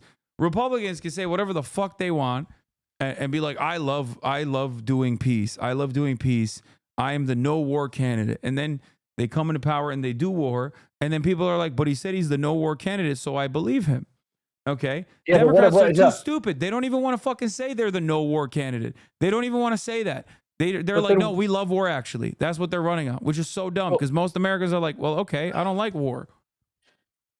But why? But then why do they lie about so much dumb shit about like random shit Trump said? They just lie. They just make shit up. Everything is someone else's fault. Like what? Like all the Project 2025 shit that he's disavowed multiple times. They keep talking about it. Bradley, that's the fucking Heritage Foundation. Donald Trump is absolutely going to implement Project 2025. 100p. He already did it. See, look, if you watch my analysis on this, you'll see, I believe, a different perspective. I am not like Project 2025 was something that a lot of people paid attention to. They were like, oh my God, I can't believe that's happening. That's really devastating. And I told everybody at the time, I was like, that's Project 2024. That's Project 2026. That's Project 2023. That shit has been implemented, and it was implemented under the Trump administration, and it was implemented far before the Trump administration as well. It's just a continuation of the Republican strategy to increase the level of influence that they have over the federal regulatory agencies. This has been a long-standing project, just like overturning Roe v. Wade was. That shit was set in motion 45 years ago when the Federalist Society was created. Like, that's not new. These guys have been at this for years and years. They're ideologically committed to doing shit like this. So, you know, it sometimes it'll be 10 years when they can get that, when they can get it done. Sometimes it'll take 30 years. Sometimes, in the case of abortion, it took 45 years, if I'm not mistaken. But that's real. The Federalist Society is real. It's a real, it's a real institution that now is responsible for half of the Supreme Court justices. They all came from the Federalist Society. Listen, if there's no new wars in the next 2 years, bro, I'm fucking blowing you up. What do you mean no new wars? Like, He's going to Like not continue. starting, Okay, what if he continues the existing wars? and that's trash too. I think he's talked about Okay. getting out of them. Okay. So do you not think that it's trash that he didn't get out of the existing wars when he took over the administration from Obama? I mean, I would like there to never be war. I think wars are bullshit, but at the same time, obviously, I know there's this whole fucking No, but like he backbone of didn't, fucking. right? Like he didn't stop, he just continued troop presence in Iraq. It was limited, but Yeah, but what I'm saying is right now, though, doing war in Afghanistan. right? And now they're out And of it. What Africa I'm saying is, operations too. That's the other thing. America also does covert operations in Africa under the I guise don't know. of combating Islamic fundamentalism. I don't know shit about that. All I know is if he gets out of these two, the Ukraine and the fucking Israel shit, then I'm happy. Yeah, I mean, I think that it depends on how he gets out of it, quote unquote, gets out of it, because he has gotten a shit ton of donations from Miriam Adelson. Miriam Adelson gave him $100 million. Miriam Adelson is the wife of the former Sheldon Adelson, who passed away. Rest in piss, bozo, R.I.P. Sheldon Adelson, the casino magnate. He was a major Israel advocate, major Israel dick rider, and he actually gave Donald Trump, again, a shit ton of money. And that's the reason why Donald Trump did a whole bunch of things in the region that escalated tensions to such a degree that October 7 happened.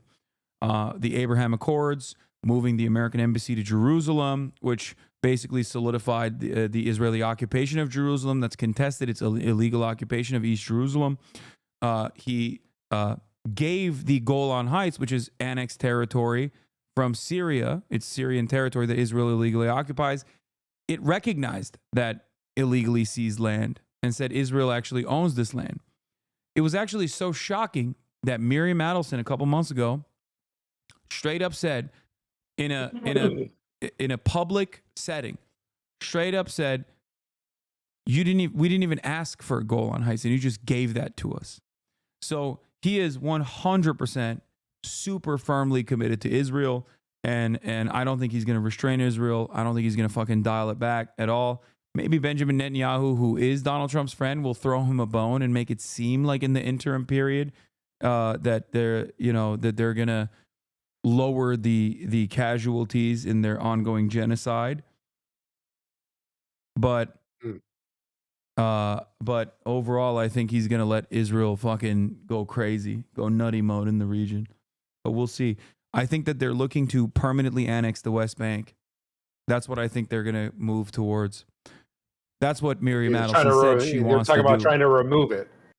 They're going to permanently annex it. Like right now, it's under permanent military occupation illegally, and there's still 2.5 million Palestinians living there. I think that they're going to turn it into Gaza. Like, they're going to pummel it and overtake it in its entirety. Will you support Trump if he makes that not happen? I would be, dude, I don't care who does it. If they stop this ongoing genocide, restrain Israel, deny weapons transfers to Israel, cause Israel to no longer be an apartheid regime, yeah, I don't give a fuck who does it. Yeah, he would be cherished as a hero in perpetuity. The problem is his financial benefactors don't want him to do that. They want him to annex the West Bank, increasing the stress and increasing the violence that the Palestinian population is subjected to. Well, hopefully this ages well. Yeah, I mean, look, I'm anti-genocide. I don't give a fuck who's the one who is responsible for it. I don't agree with fucking the shit that Hezbollah does, or I don't agree with the fucking shit that like the Houthis do in Yemen in their own domestic affairs, but they're standing against Israel as Israel's committing a genocide. So I understand the position that they're engaging in that regard. When they're defending Lebanon from Israel bombing Lebanon and killing fucking children and women and shit and wiping out entire city blocks, then, well, that's a little bit more understandable of a position. I don't care who it is, as long as they can find a pathway towards peace, then yeah, I will be on board with that. Now, that's what a lot of the Arabs in Michigan thought as well, but I just don't think Trump is going to be doing that at all, especially when the Michigan Dearborn constituency is not giving him $100 million to stop the genocide, but Miriam Adelson is giving him $100 million to continue the genocide and to also annex the West Bank. Oh, Trump is a pretty simple guy, You give him a lot of money, he's going to listen to you. That's it. It's that simple. Well, most popular politician in Israel. Maybe not in America, but most popular politician in Israel. I feel like he's the most popular politician in the world. No, he's not. Are you kidding me? Donald Trump? Oh, No. bro. No, I know motherfuckers in China who say that motherfucker's the man.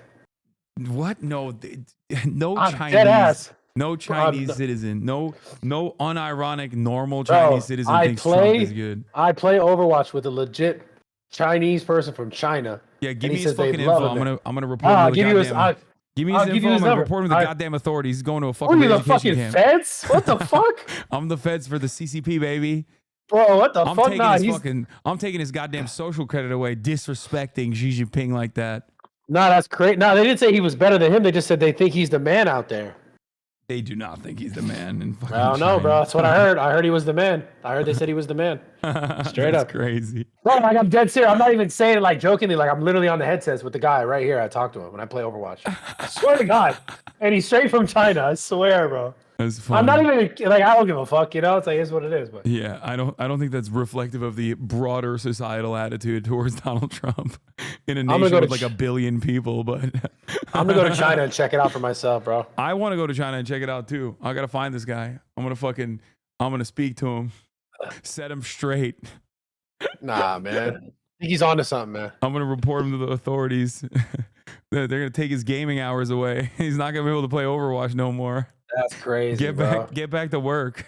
That's crazy. What the fuck? Get back to the facility right now. We're shipping your ass to Shenzhen. That's fucked. Speaking out of pocket like that. Anyway, listen. This has been a wonderful conversation. I hope it was productive. I hope I was able to get you to maybe understand some of the positions where people like myself are coming from when they say Trump is a dire threat to the future of America. I think it's a good thing, bro. I think you gotta look on the bright side. Okay. That's an insane thing to say. 20 million migrants in concentration camps. Like, there's some positives to it. Like, I don't think it's going down like that. Okay. All right. Well, all right. How about this?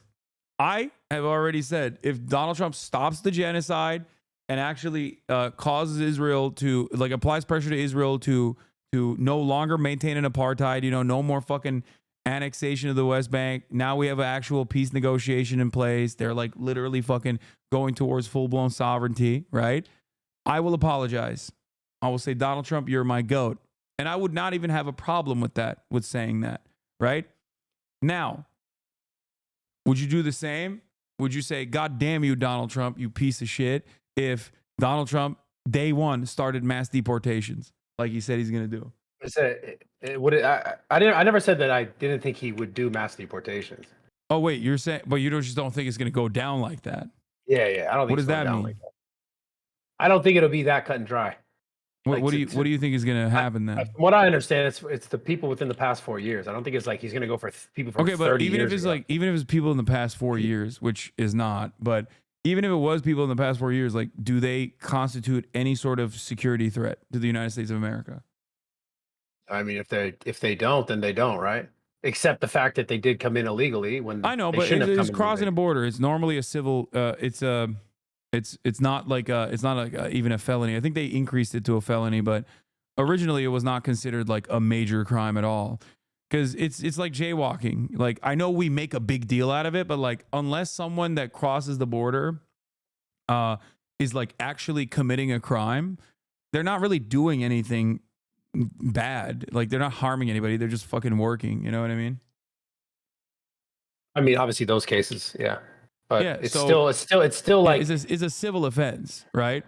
But to still just come in and like my issue is just with the people who are doing it legally, who have been doing it legally or trying to do it legally, and it's okay. But my point is this: like, if they're not actually constituting a harm, like serious harm, if they're simply here to work, wouldn't it be simpler to process them instead of fucking putting them in a facility, slamming them in there, and then just like kicking their asses out and shipping them wherever. I mean, yeah, it would be easier, of course, for sure. Yeah, that'd be beneficial, right? So why is he not doing that? Why is he trying to mass deport him? That's my question. So that we have a semblance of a country can actually be a country with a border. Without, it's kind of just. Do you feel like America's not a country right now? I mean, I feel like for a while I was getting fucking kooky, for sure. But was it getting kooky because of migrants? Like, it's getting kooky for the things that you and I both agree with, right? Cost of living is super high. There's major crises, like in terms of housing market. People can't afford healthcare. Shit sucks. But like the undocumented immigrants didn't cause that. You know what I mean? They're just regular people. The only thing that they're missing is the proper paperwork. Right. But doesn't it go back to the shit where you were saying earlier, like, there are some people within this population of undocumented that are committing crimes, no matter how big or small that number may be. No. But that's an insanely minuscule percentage. That's not how you do. That's not how you write legislation, right? Like, if your house is on fire, you're probably not going to fucking care about like the color of your curtains. So, or you're not going to care about a fucking match that was lit in that moment, right? So the number of like homicides in this country is very high, but you can't say that you're doing, you can't say that you are trying to stop homicides, like trying to put a stop to the mass amounts of homicides in the country by focusing on 29 homicides. People that have done them have been deported, by the way. So, or not deported, they're in jail. So like, if they are only responsible for 29 out of like 10,000 or 20,000 homicides and manslaughter that happen every year in the United States of America, then hyper focusing on that group of people is like insane, right? It'd be like this. It would be like the Amish. Let's say the Amish are responsible for like 29 fucking murders a year. If Donald Trump was like, we really need to fucking solve the crime in this country, and that's why I am putting every Amish under complete surveillance until we figure it out. You'd be like, what the fuck? What do you mean? The fuck are they doing? They kill what? Yeah, but like the reason why that argument doesn't make sense, it falls apart, is because you're talking about like illegal immigrants that, for all we know, there's many more than are accounted for, right? Like that's the whole purpose. We're talking about people. Yeah, but that number actually favors me. If you're saying that there's 20 million migrants and the number of murders that they've committed is 29, that means it's actually even less likely for an undocumented migrant to cause crime. No. I think we're missing each other on this point. What I'm saying is the problem itself is still the fact that there's not a secure border, right?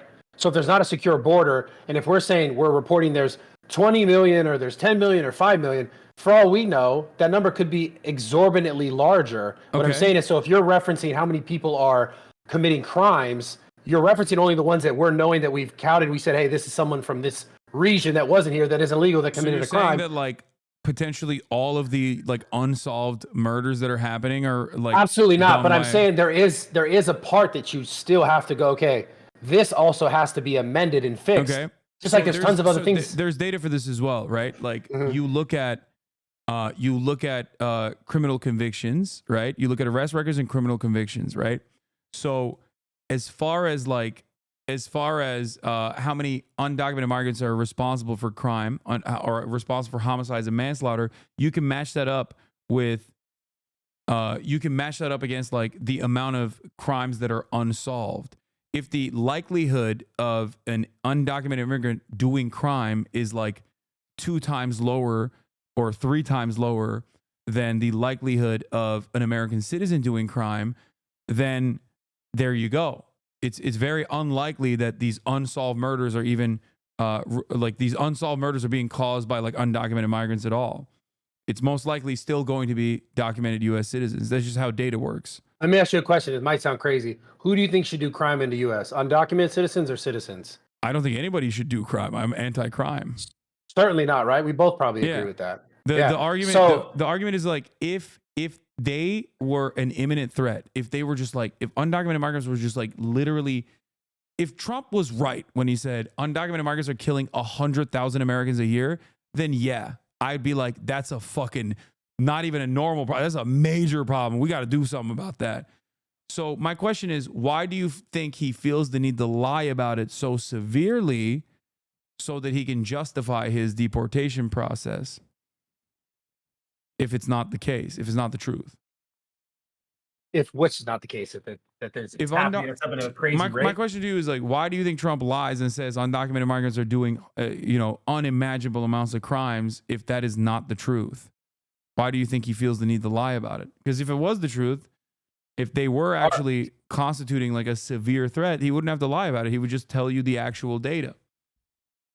Right. Don't you think that his argument would be a little bit more hollow if he was like, we're going to deport 20 million people because 29 random undocumented migrants are not a monolith anyway, right? They're coming from multiple different countries, multiple different backgrounds. They all have very different interests, many of which are, just the same normal human interests that we all have.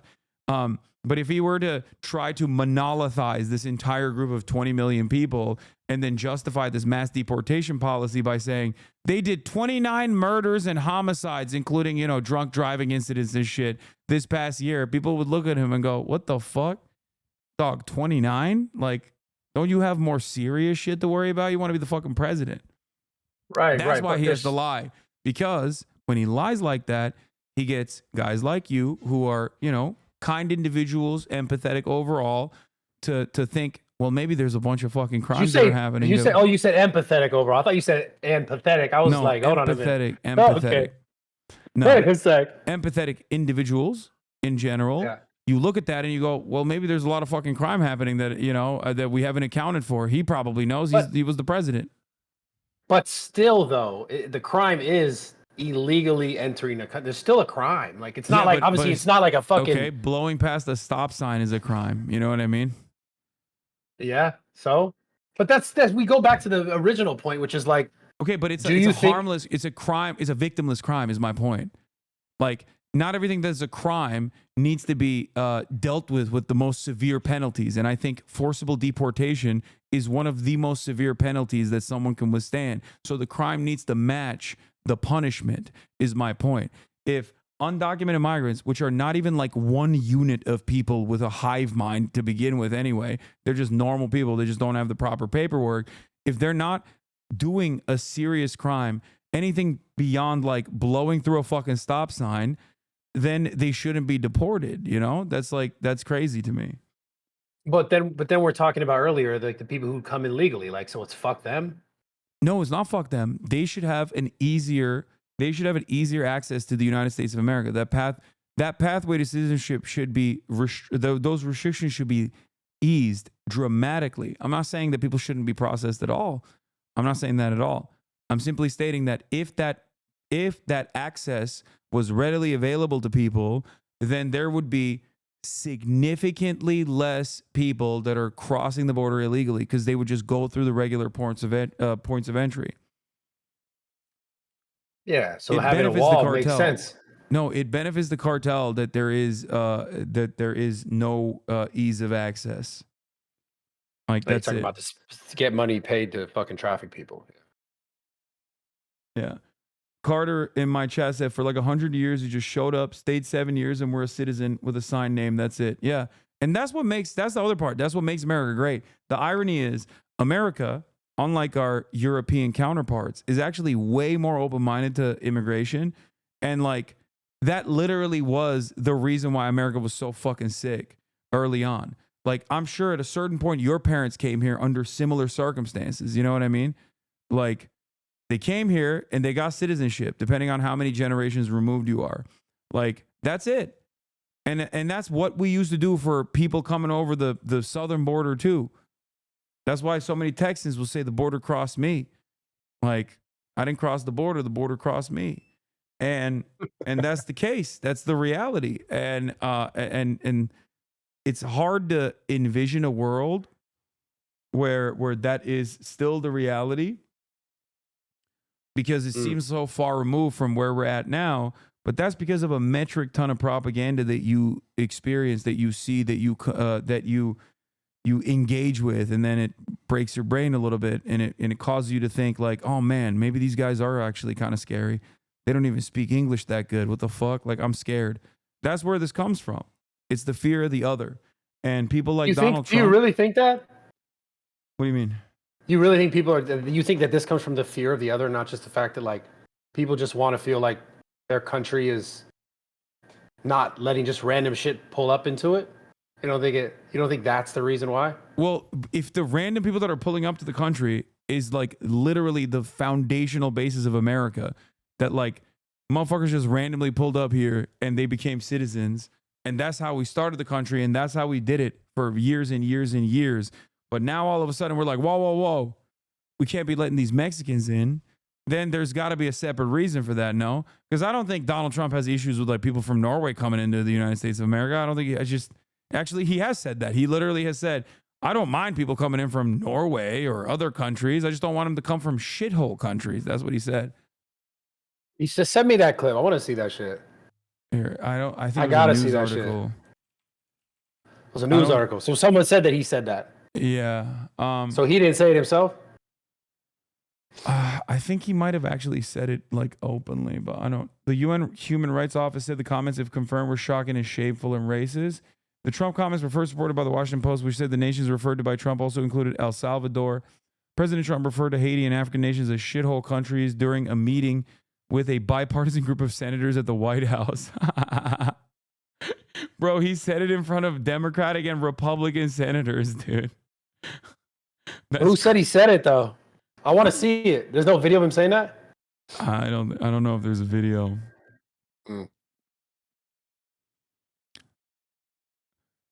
Why are we having all these people from shithole countries come here, Trump said, according to these people. Do you think it's that far-fetched for him to say that? Be honest. Yeah, I mean, that just... You don't think it sounds like him? Come on, man. I've watched so many of his goddamn rallies. I'd have to see him say that, bro. I'm a bigger Trump supporter than you, dog. I've watched all of his I know all of his albums. I know his greatest hits. Let me tell you, okay? That sounds exactly like this motherfucker. Yeah, but unless you know he said that shit, it's just we're just saying it because it's probably on an article on fucking CNN. Bro, there are literally... Wait. Oh, don't tell me there's 10 of the articles saying the same thing? No, there are lawmakers that were taken aback. According to people familiar with the reaction, Senator Lindsey Graham and Richard Durbin had proposed cutting the visa lottery program by 50%, then prioritizing countries already in the system, a White House official said. A White House spokesman defended Trump's position on immigration without directly addressing his remarks. The White House did not even dispute the account. Wait, what the fuck are you looking at? I'm sharing the screen. It's a Washington Post article. Oh, here it is. The White House did not even dispute the account. I mean, look, this is something that Trump has said things along this line numerous times, so it's not that shocking to me that he said this as well. It wouldn't be a dramatic change of pace from what he has said. Good old Washington Post, huh? Oh, come on. I mean, if it was so out of pocket, I'd be like, maybe you're right, you know? Because, yeah, these guys don't love Trump. Well, I guess they do love Trump now because Jeff Bezos was like, don't you dare fucking endorse Kamala Harris. Yeah, I saw that. That was pretty funny. Yeah. Oh, I want to ask you. That's what I wanted to ask you. What's your take? I thought of this way earlier. We just kept talking. But what is your take on no one giving a literal fuck at all about celebrity endorsements and how hilarious that is? And I think it has to do with the internet. I like that. No, I like that. I think it's great. But people do give a fuck about it, right? Like, I mean, you think so? Trump didn't go on. Did you go on? Did you talk to Trump? Yeah. So you did. Yeah. Okay, you're a fucking celebrity, dog. What the fuck do you mean? I'm not. I'm some dude doing podcasts. What the fuck? What are you talking about? I'm just doing podcasts. You literally are the celebrity endorser. Did you feel bad? They said the Nelk Boys, but they didn't reference you personally. No, I don't care. But listen. Dana White did not want another bald man hated that to retain glory that night. You know, I saw that. Suspicious. The bald man hate. No. Suspicious. That's bald on bald violence. No, you're stupid. No, I don't mean that. Like, internet age is different. I'm talking about like these mainstream used to be like the Beyoncés and all this shit. Like, it just seems like people are like, everyone's reaction was like, that's the Diddy list. I don't give a fuck what some celebrity says about whatever fucking politician. I think that shit is lame as hell. But also, don't act like the Republicans did not use the celebrity circuit themselves. They just used the podcast circuit, which in my opinion was more effective. In like retaining like genuine loyalty from your audience, because I think nowadays people probably feel a close and personal bond to people like yourself and myself more so than they do to like fucking Beyonce. Yeah. So for that reason, when you have a politician on and you speak to them, your audience is infinitely more receptive to that politician. You have the capacity to humanize them. So that's the other question. If Trump does all this fucking crazy shit and you have to, say that he sucks for doing that because you said he, is not going to go down like that. But what if it does? Are you going to feel bad about it? That's another question. Yo, can you see my screen? What is this? Call her daddy? Oh, that was awful. Okay. Okay. When I saw these numbers, that's when I knew that it was over. I'm not gonna lie, as an influencer, when I saw this, 800,000 people. That was dog shit. And then Rogan's, I was like, oh my God, it's game over. That's when I bet a lot of money. The second that I saw that, I bet on Trump winning. Yeah, no, Joe Rogan's interview, but Joe Rogan's also a much more popular podcaster. He's the number one podcaster in the world, Yeah, but the whole world is talking about Kamala, right? At some point, we're all talking about these people, and if there's not that many people going to actually watch it, it's just like, does people even care what the fuck she's saying? It's because like if Kamala went on Joe Rogan, I'm sure it would have done crazy numbers too, though. Like that's what I mean. But would she have? Oh, it would have for sure. Yeah, would she have been as like charismatic, as telegenic as like Donald Trump? I don't think so. She is like way more buttoned up. So yeah. So I think, bro. I mean that difference is crazy. Make no mistake. No, Trump pummeled the fucking podcast orbit. There's a lot of articles that are coming out on this. Like, I mean, I know because people reach out to me because they see me as like the counter to all of this stuff on the left, and there is no equivalent. Like Kamala Harris is not coming on my fucking stream. She's not coming on a podcast that I have. You know what I mean? That's not gonna ever happen. You would never do that? If given the opportunity, would you interview both? Would you talk to both? Yeah, I would. Yeah, especially now, I definitely would. I'd be like, what the fuck did you do? That was a terrible campaign. Why? Okay. Yeah, I mean, I would. I would have done Trump during the election. I felt a little iffy about like potentially doing Kamala Harris. Not that they suggested it, because I feel like I'd be far too critical of her. Like, there's no way I'm not gonna be critical of her, and then people are gonna say you tanked their campaign or some shit. Is that why they told Mark Cuban to shut up for a little bit? Was that real? No, I can't speak on that. I have no idea. Mark Cuban, I don't really like that much to begin with. So, fair. I don't really. I mean, he's a billionaire first and foremost. I mean, he tries to present himself as like one of the nicer ones, but that you ain't slick, Mark Cuban.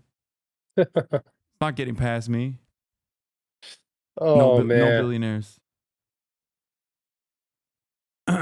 Anyway, man. Yeah. All right. Well, I hope that was a productive conversation. That was fun, man. Hopefully, we're gonna get. I mean, I don't hope that Donald Trump does these devastating things, but hopefully you'll stay true to your promise. And if the mass deportations happen, I'm gonna check back with you. I'm gonna ask you what your feelings are on it. That's fine. All right. I appreciate your time, brother. And you're gonna take it to the Nelk boys too. You're gonna fucking tell them like this is wrong. I hope. And you're gonna have to say sorry when he does what he says he's gonna do. No, dude, if he ends the genocide and also dissolves the Israeli apartheid state, which is never gonna fucking happen, but if he were to do that, of course I'd kiss his fucking feet. Okay, the fuck do you mean? I mean, I don't give a shit. I don't want that to happen. I think that's unjustifiable. You also said for Kamala getting, like, you wanted her to win so bad that you were going to do a nude photo shoot. No, that was me joking that that's how unlikely it is that she's going to win Florida and Texas. Oh, that got clipped out of context. I just saw that shit on Twitter and I was like, what is this motherfucker talking about? Is that shocking to you that Not something at all. I said Not got clipped out of context? No, I said it is incredibly unlikely that Kamala Harris wins Florida and Texas. If she did, I would do a fucking tasteful nude photo shoot with no dick. That's what I said. That's the only part that went viral. Look at, they treat you like Trump. Look at that. Yeah, I know. People clip me out of context all the time. The difference is like I look at all of Trump's statements and I look at Trump's actions, right? So that's the reason why I don't like Trump. Not because I fucking heard him out of context, Yeah, I get you. That was dope, though. That was sick. I think you should still run that, huh? Your audience will probably fuck with that. What? No, I'm not doing that. Come on, bro. You know you want to do it. And nah. Maybe we'll see. If Trump ends, if Trump stops the Israeli government from doing an apartheid, I will do the fucking tasteful photo shoot. No dick, tasteful nude. Okay. All right, bro. Good talking to you. All right, bye, Bradley. Have a good day, brother. Bye. It was Bradley Martyn, everybody, owner of the Zoo Culture Gym.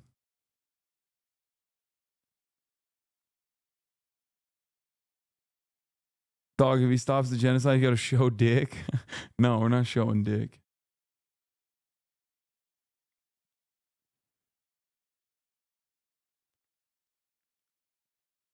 This was heartbreaking to watch. So much misinformation to try to correct. It pulled at me when he was expressing apathy that the systems will never change. He's like 3 steps away from arriving at socialism.